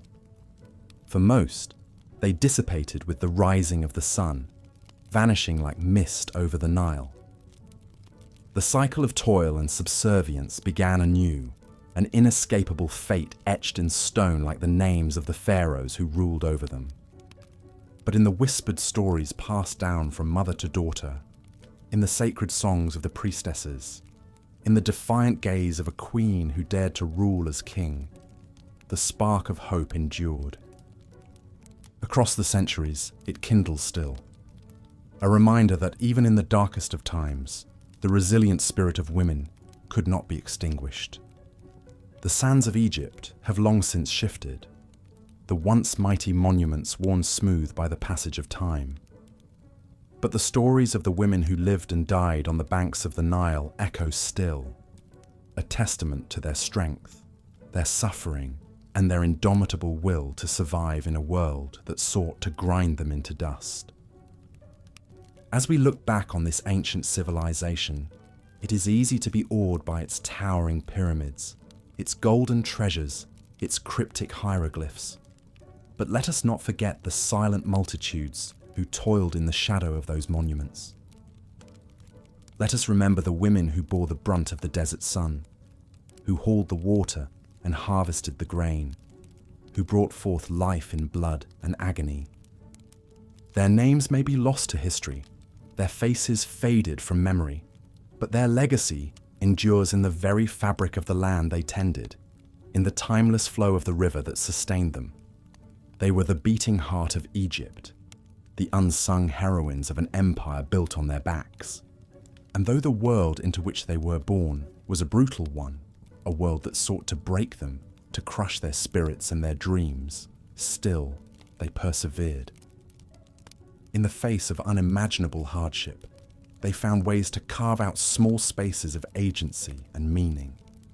They tended the hearths and the shrines. They wove the threads of community and tradition. They passed down the stories and the wisdom of generations. Theirs was a quiet kin. As the scorching sun beat down upon the bustling streets of Thebes, a young woman named Iset hurried towards the towering pylons of the great temple complex of Karnak. Sweat glistened on her brow, her linen sheath clinging to her body in the oppressive heat. But Iset's discomfort was tempered by a sense of purpose, for she was one of the few women who had managed to carve out a role for herself in the male-dominated world of ancient Egyptian religion. As a chantress of Amun, Iset was responsible for singing the sacred hymns and performing the intricate rituals that honored the mighty god of creation. It was a prestigious position, one that required years of training and dedication. But even as she took her place among the other chantresses, Iset knew that her role was a modest one compared to the powerful male priests who controlled the temple. For women in ancient Egypt, religion was a complex and often contradictory force. On one hand, the pantheon of gods and goddesses included many powerful female figures, such as Isis, the goddess of magic and motherhood, and Hathor, the goddess of love and beauty. These deities were revered and celebrated in myth and art, their likenesses adorning temples and tombs throughout the land. But in the earthly realm of the temple, women were largely excluded from positions of real authority. The priesthood was almost entirely male, with women relegated to minor roles as chantresses or priestesses of female deities associated with fertility and childbirth. Even then, their duties were carefully circumscribed, their power limited by the whims of the male hierarchy. For Iset, the temple was both a refuge and a prison. Within its walls, she was free from the domestic duties that consumed the lives of most Egyptian women. The endless cycle of childbearing, cooking, cleaning, and tending to the needs of fathers, husbands, and sons. Here, she could lose herself in the rhythms of the rituals, her voice rising in sweet harmony with the other chantresses as they praised the glory of Amun. But even as she savored these moments of escape, Iset knew that her place in the temple was tenuous at best. She had no real power here, no way to shape the course of her own destiny. Like all Egyptian women, she was ultimately at the mercy of the men who ruled her world, the priests who controlled access to the gods, the husbands who could cast her aside on a whim, the sons who would one day inherit whatever meager property she managed to accumulate over the course of her life. As the chanting reached a crescendo and the air grew thick with the smoke of incense, Iset closed her eyes and tried to imagine a different kind of life. One where women were free to pursue their own paths, to make their own choices, to be valued for more than their ability to bear children and keep a household running smoothly. But even as the vision danced tantalizingly before her, she knew that it was little more than a mirage, a fleeting dream that would dissolve like mist under the harsh glare of reality. For the reality of life as a woman in ancient Egypt was one of constant struggle and subjugation. From birth to death, women were viewed as inferior to men, weaker in body, mind, and spirit. They were expected to be obedient, subservient, and above all, fertile, producing the sons who would carry on the family name and the daughters who would be married off as soon as they reached puberty. Girlhood was a brief and often brutal time, with little opportunity for education or personal development. While boys from wealthy families might be sent to temple schools to learn the arts of reading, writing, and mathematics, girls were usually kept at home, their days filled with the endless drudgery of household chores. As they entered adolescence, girls were considered ripe for marriage, often to much older men who had already established themselves in their careers. These unions were arranged by fathers or male guardians, with little input from the girls themselves. Once married, a woman was expected to bear children as quickly and frequently as possible, with little regard for her own health or well-being. Childbirth was a particularly perilous time for Egyptian women, with many dying from complications like hemorrhage or infection. Without the benefit of modern medicine, even a routine delivery could be life-threatening, and the toll on women's bodies was immense. Those who survived were often left weakened and vulnerable, easy prey for the diseases that ran rampant through the crowded cities and villages. For women of the lower classes, life was even harder. While the wealthy might have access to some of the luxuries and privileges of the upper echelons, poor women had little choice but to toil ceaselessly in the fields or in the workshops that produced the goods that fueled the Egyptian economy. They had no legal rights, no way to escape the brutality of abusive husbands or fathers, no hope of a better life for themselves or their children. Even the rare women who managed to rise above their station were still ultimately constrained by the rigid gender roles of their society. Take, for example, the story of Merit Ptah, a woman who is sometimes cited as the first recorded female physician in history. Merit Ptah lived during the Old Kingdom period of ancient Egypt, around 2700 BCE. She was the daughter of a high-ranking official and was married to a priest of the sun god Ra. Despite her privileged background, Merit Ptah's accomplishments as a healer were remarkable for her time. According to inscriptions found in her tomb, Merit Ptah was known as the chief physician, a title that suggests she had achieved a level of skill and knowledge that was rare for a woman in ancient Egypt. She was said to have treated both male and female patients, using a combination of herbal remedies, surgery, and magic spells to cure a wide range of ailments. But even as she achieved a measure of renown in her field, Merit Ptah was still constrained by the limitations placed on women in ancient Egyptian society. She could not hold a formal position in the male-dominated medical establishment, and her skills were likely seen as an extension of her domestic role as a caregiver and nurturer. Moreover, the very fact that Merit Ptah's story has survived the centuries is a testament to how exceptional her achievements must have been. In a society where women's lives were often overlooked or erased from the historical record, the fact that we know anything at all about Merit Ptah suggests that she must have been a truly remarkable figure, a trailblazer who defied the odds and made her mark in a field that was almost entirely closed to women. But for every Merit Ptah, there were countless other women whose stories have been lost to time, women who toiled in obscurity, their talents and contributions unrecognized and unappreciated. Women like Iset, the chantress of Amun, who found a measure of fulfillment in her temple duties, but who ultimately had no real power or agency in shaping her own destiny. As Iset finished her prayers and made her way back out into the blistering heat of the Theban streets, she couldn't help but feel a sense of weariness and resignation. For all the grandeur and glory of ancient Egypt, with its mighty pyramids and glittering temples, the life of a woman was one of endless toil and subjugation, a cycle of drudgery and despair that seemed as eternal and unchanging as the waters of the Nile. But even in the midst of this bleak reality, there were glimmers of hope and resilience. Women who found ways to carve out small spaces of autonomy and agency, who nurtured their own dreams and desires in the face of overwhelming oppression. Women like Merit Patar, who dared to defy the limits placed on her gender and make her mark in a male-dominated world. Women like Iset, who found solace and purpose in the rituals of the temple, even as she chafed against the chains of her own subordination.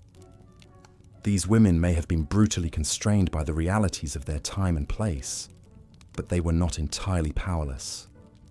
Through their quiet acts of resistance and defiance, through their tenacity and strength in the face of unimaginable hardship, they left a legacy that echoes down through the ages, a reminder that even in the darkest of times, the human spirit can find a way to endure and to hope. As the sun began to set over the horizon, casting long shadows across the dusty streets of Thebes, Iset made her way back to the small mud brick house she shared with her husband and children. The evening meal would need to be prepared, the children bathed and put to bed, the endless round of domestic chores attended to, before she could finally rest her weary body and mind. But even as she went through the motions of her daily routine, Iset's thoughts kept returning to the temple, to the sense of purpose and meaning she found in her role as a chantress, to the fleeting moments of transcendence she experienced when lost in the rhythm of the sacred hymns. In those moments, she could almost imagine a different kind of world, a world where women were valued for more than their ability to bear children and keep a house running smoothly, a world where they were free to pursue their own paths and make their own choices, a world where they were seen as full and equal partners in the great dance of life. It was a vision that seemed impossibly distant, as unreachable as the stars that twinkled in the night sky above the sleeping city. But it was a vision that Iset clung to nonetheless, a fragile flame of hope that she nurtured in the secret corners of her heart, even as the weight of her own oppression threatened to snuff it out. For in the end, what choice did she have but to keep going, to keep singing her hymns and saying her prayers, to keep tending to her family and her duties, to keep fighting the small battles that made up the fabric of her life? Like the great Nile that flowed ceaselessly through the heart of Egypt, Iset knew that she too must keep moving forward, that even in the face of the most brutal adversity, the most unyielding oppression, the human spirit had an infinite capacity for resilience and renewal. And so she sang, her voice rising in sweet harmony with the voices of her fellow chantresses, a song of hope and defiance, of pain and perseverance, of the unquenchable yearning for a better world that burned in the hearts of women across the ages. A song that echoed through the halls of the temple and out into the streets of Thebes. A song that would carry on long after Iset and her sisters had turned to dust. A testament to the enduring strength and courage of the women of ancient Egypt, and to the indomitable power of the human spirit to endure and to dream. As the last rays of the sun disappeared below the horizon, Iset turned her face towards the darkening sky, towards the vast expanse of stars and planets and galaxies that stretched out into the infinite reaches of space. And for a moment, she felt a sense of connection to the women who had come before her and to those who would come after, to the great web of life that bound them all together across the centuries and the millennia. It was a fleeting feeling, but it was enough enough to sustain her through the long night ahead, enough to give her the strength to face another day of toil and struggle, enough to keep the flame of hope burning in her heart. For in the end, that was all any of them could do. To keep going, to keep dreaming, to keep reaching for the stars, no matter how distant or unattainable they might seem. And so the women of ancient Egypt endured through the rise and fall of dynasties, through the shifting sands of time and fortune, through the brutal realities of their own oppression. They endured, and in their endurance, they left a legacy that would echo through the ages, a testament to the resilience and the courage of the human spirit, and to the unquenchable power of hope in the face of even the darkest of times. It is a legacy that lives on to this day, in the stories we tell and the songs we sing, in the quiet acts of resistance and defiance that women everywhere continue to perform in the face of adversity and oppression. It is a legacy that reminds us of the indomitable strength of the human spirit, of our capacity to dream and to hope, to love and to fight, to endure and to overcome, no matter how brutal the odds may seem. And so let us remember the women of ancient Egypt, not as passive victims of their own oppression, but as active agents in their own lives and in the shaping of their own destinies. Let us honor their struggles and their triumphs, their pain and their perseverance, their unquenchable thirst for a better world. And let us carry their legacy forward into our own lives and into the lives of those who will come after us. Let us keep singing their songs and telling their stories. Let us keep fighting for a world where all women can live with dignity and freedom and hope. Let us keep reaching for the stars, no matter how distant or unattainable they may seem. For in the reaching, we honor the memory of those who came before us, and we light the way for those who will come after. This is the legacy of the women of ancient Egypt, a legacy of hope and resilience, of courage and defiance in the face of even the most brutal of circumstances. It is a legacy that belongs to all of us, to every woman who has ever struggled and dreamed and fought for a better world. And it is a legacy that will endure as long as there are those who remember and those who carry the flame of hope in their hearts. As the scorching sun beat down upon the golden dunes of ancient Egypt, life teemed along the banks of the mighty Nile River. Bustling cities hummed with activity as merchants peddled their wares, and scribes dutifully recorded the affairs of the kingdom. Monuments to the gods and the glory of the pharaohs towered above the landscape, their shadows stretching across the desert sands like divine sundials marking the passage of time. But amidst this majestic panorama of plenty lurked a darker reality, the harsh and often brutal existence endured by the women of this ancient realm. For while Egypt was a land of great prosperity and progress in many ways, it was also a society firmly rooted in patriarchal traditions that relegated women to subservient roles. To be born female in the time of the pharaohs was to be dealt a challenging hand by fate, one that promised a life of hardship, subjugation, and struggle. Of course, women in ancient Egypt did enjoy certain rights and privileges that set them apart from some of their contemporaries in neighboring lands. Unlike the women of Greece, for example, Egyptian women could own property, engage in business transactions, and even initiate divorce proceedings against their husbands. In the eyes of the law, they had a degree of autonomy that was remarkable for the time. However, this veneer of equality belied a much harsher truth, for despite these nominal freedoms, Egyptian women were still seen as fundamentally inferior to men, both socially and legally. They were excluded from positions of real power and influence, barred from serving as priests, scribes, or government officials. Their career options were largely limited to domestic work, and they were expected to defer to the authority of the men in their lives, be it their fathers, husbands, brothers, or sons. This lack of agency was particularly evident in the realm of marriage and family life.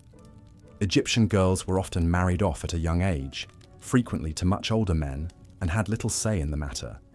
Once wed, a woman's primary duty was to bear children, especially sons, to carry on the family name. But in an era without modern medicine, childbirth was fraught with danger, and it's estimated that as many as 1 in 3 Egyptian women died in the process of bringing new life into the world. Those who survived the perils of childbearing still faced a precarious existence as they aged. With life expectancies short by modern standards, many women outlived their husbands and found themselves dependent on their children for support in their twilight years. For those without family to lean on, destitution and struggle were all too common fates. Even women of great renown and influence were not immune to the limitations placed upon their gender. Consider the tale of Nefertiti, the legendary queen whose beauty and power have echoed through the ages. As the great royal wife of Pharaoh Akhenaten, Nefertiti wielded considerable influence, and her image graced temples and monuments throughout the kingdom.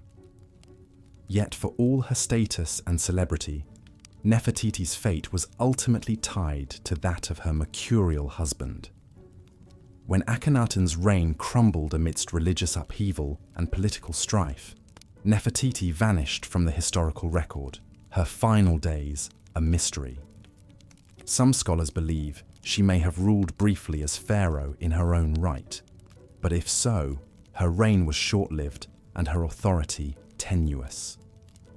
In the end, even the most powerful woman in Egypt found herself at the mercy of the men who controlled the kingdom. The spectre of mortality loomed large over the lives of all Egyptians, but it cast an especially dark shadow over the kingdom's women. In a world without antibiotics, vaccines, or modern sanitation, death was a constant companion, and the slightest illness or injury could spell doom. Childbirth, as mentioned, was a particularly perilous ordeal, with both mothers and infants frequently succumbing to complications like hemorrhage and infection. Even for women who escaped the dangers of the birthing bed, life was a relentless struggle against the ravages of disease. The Nile, though the lifeblood of Egyptian civilization, was also a source of parasites and bacteria that sickened countless people each year. Sanitation was rudimentary at best, and while the wealthy might have enjoyed some basic plumbing and toilets, the majority of the population lived in conditions that were ripe for the spread of illness. Egyptian medicine, while advanced for its time, could do little to alleviate the suffering of women beset by disease or injury. The famous medical texts of the era, like the Ebers Papyrus and the Edwin Smith Papyrus, contain a wealth of knowledge on topics like surgery, pharmacology, and obstetrics. However, much of this knowledge was geared towards treating men, with women's health concerns often given short shrift. Against this grim backdrop, the story of Merit Ptah shines like a beacon of hope. Recognized as the first recorded female physician in history, Merit Ptah blazed a trail for women in the medical arts. As a chief physician in the royal court, she would have tended to the needs of the pharaoh and his family. But one imagines she must have also turned her skills to the aid of the kingdom's women, offering what comfort and care she could to those neglected by a male-dominated medical establishment. For most women, however, the best hope for a tolerable existence lay in conforming to the rigid beauty standards of the time. The ideal Egyptian woman was slender and youthful, with smooth skin, elaborately styled hair, and dramatic makeup. To achieve this look, women went to great lengths, donning heavy wigs made from human hair or plant fibers, and contouring their faces with bold shades of coal, malachite, and red ochre. These beauty rituals could be oppressive and uncomfortable, especially in the scorching heat of the Egyptian sun. But for women with few other avenues to status and influence, they were a necessary evil. To appear old, unkempt, or overweight was to invite scorn and ridicule, and to risk being cast aside by husbands and society alike. Perhaps no woman in Egyptian history understood the power of image better than Cleopatra VII, the last active ruler of the Ptolemaic kingdom. Renowned for her beauty, wit, and political acumen, Cleopatra used her physical charms as a tool of statecraft, seducing the likes of Julius Caesar and Mark Antony to cement her grip on power. But even Cleopatra's carefully cultivated persona could not shield her entirely from the perils of being a woman in a man's world. Her reign was marked by constant power struggles with her male co-rulers and relatives, and in the end, she took her own life rather than face the humiliation of being paraded through Rome as a captive. In the spiritual realm too, women found themselves at a disadvantage. The Egyptian pantheon was filled with powerful female deities like Isis, Hathor, and Sekhmet, but their worship was often secondary to that of male gods like Ra, Osiris, and Horus. Women were permitted to serve as priestesses in some capacities, but they were excluded from the higher echelons of the religious hierarchy. A rare exception to this rule was the role of the chantress, a type of priestess who performed music and sang hymns in honor of the gods. Chantresses were highly respected and could even hold positions of authority within the temple hierarchy. But these women were the exception rather than the rule, and their elevated status was still contingent on their subservience to male priests and pharaohs. The story of Iset, a chantress of Amun who lived during the 20th dynasty, offers a glimpse into the lives of these remarkable women. As a chantress, Iset would have been trained in music, poetry, and religious rites, and would have performed in ceremonies honoring the god Amun. Her position would have afforded her a degree of prestige and financial security that was rare for women of her time.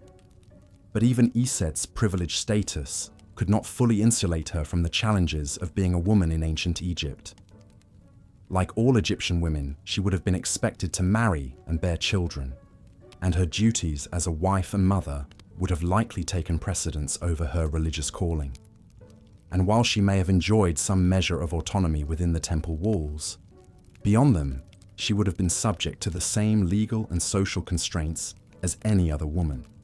For a select few women, however, there was one path to power and influence that lay open: the royal court.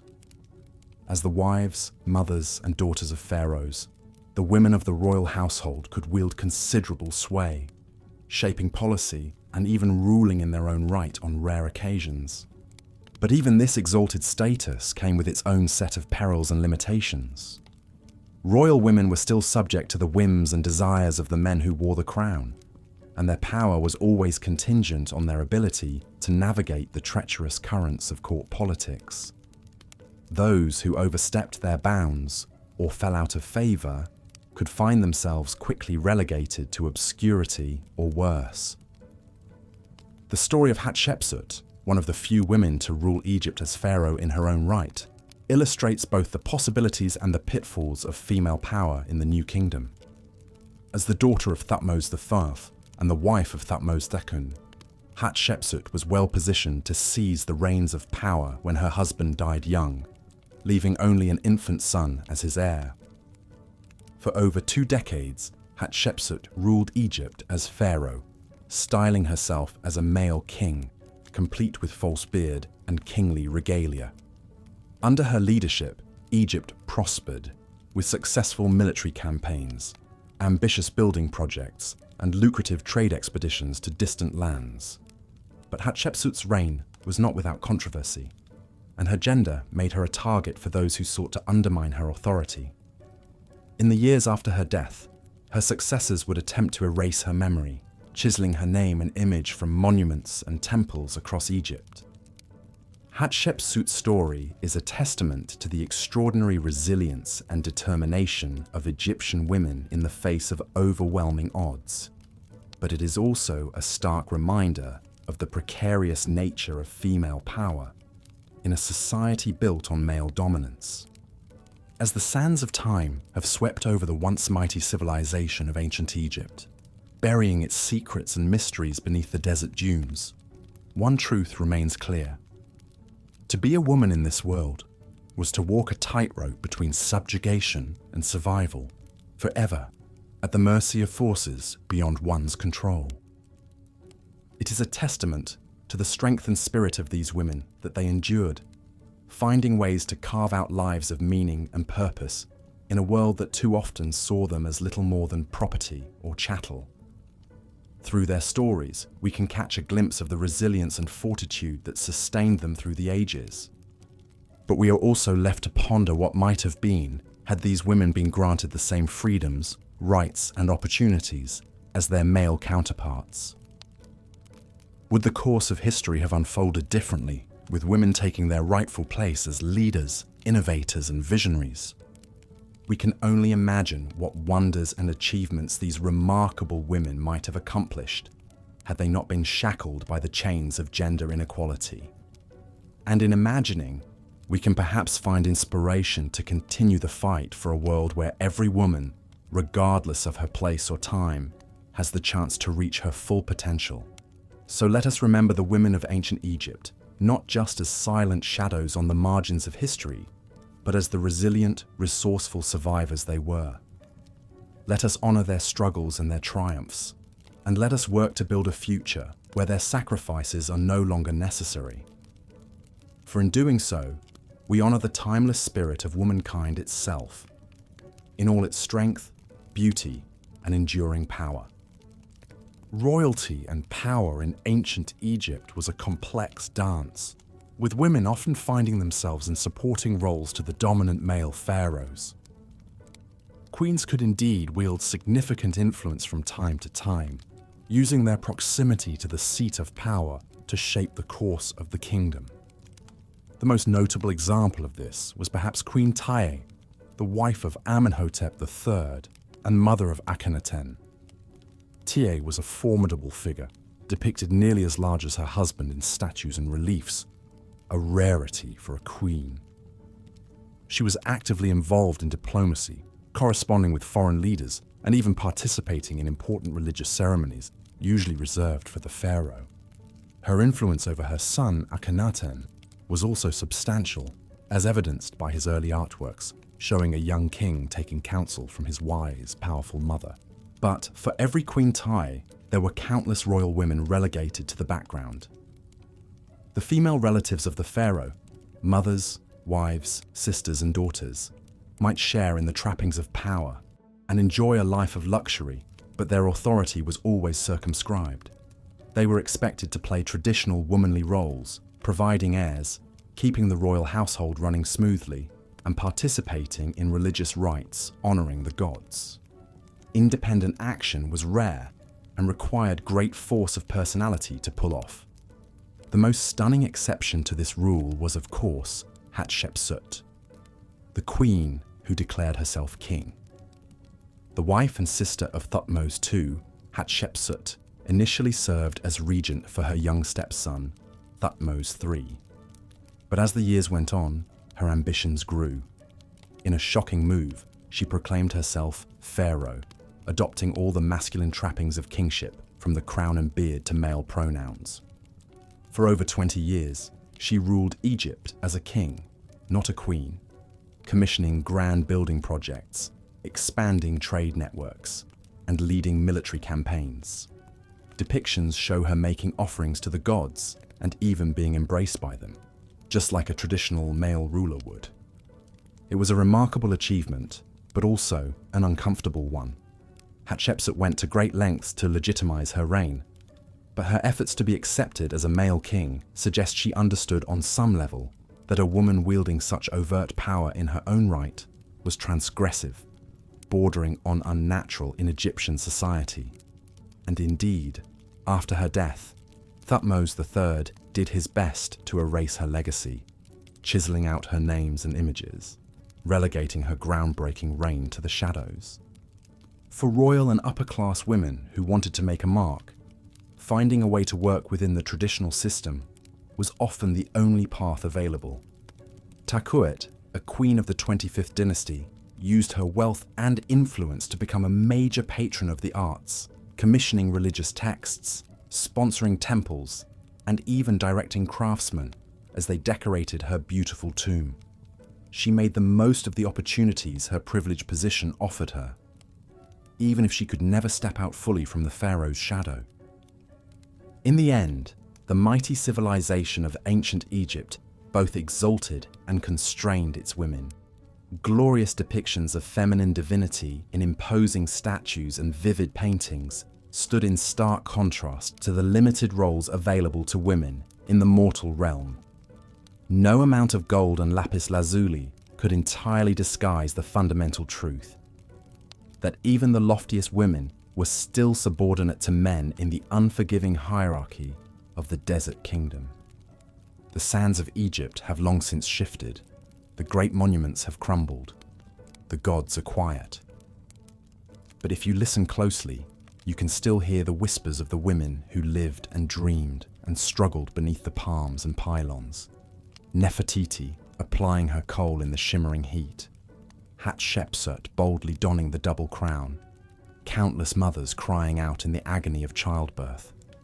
Their voices echo softly through the ages, a reminder of the price of womanhood in an uncompromising world. Thank you for spending some time with me tonight, delving into the complex reality of female life in ancient Egypt. There is always more to learn about the remarkable women who shaped history in their own ways, even as the unyielding current of the Nile swept them along. I hope you've enjoyed our journey to the distant past, and that you'll drift off to sleep with visions of lush palms and shining pyramids, and the long-ago queens who once ruled beneath them. If you found this relaxing and informative, please consider liking the video and subscribing to the channel. Until next time, sweet dreams.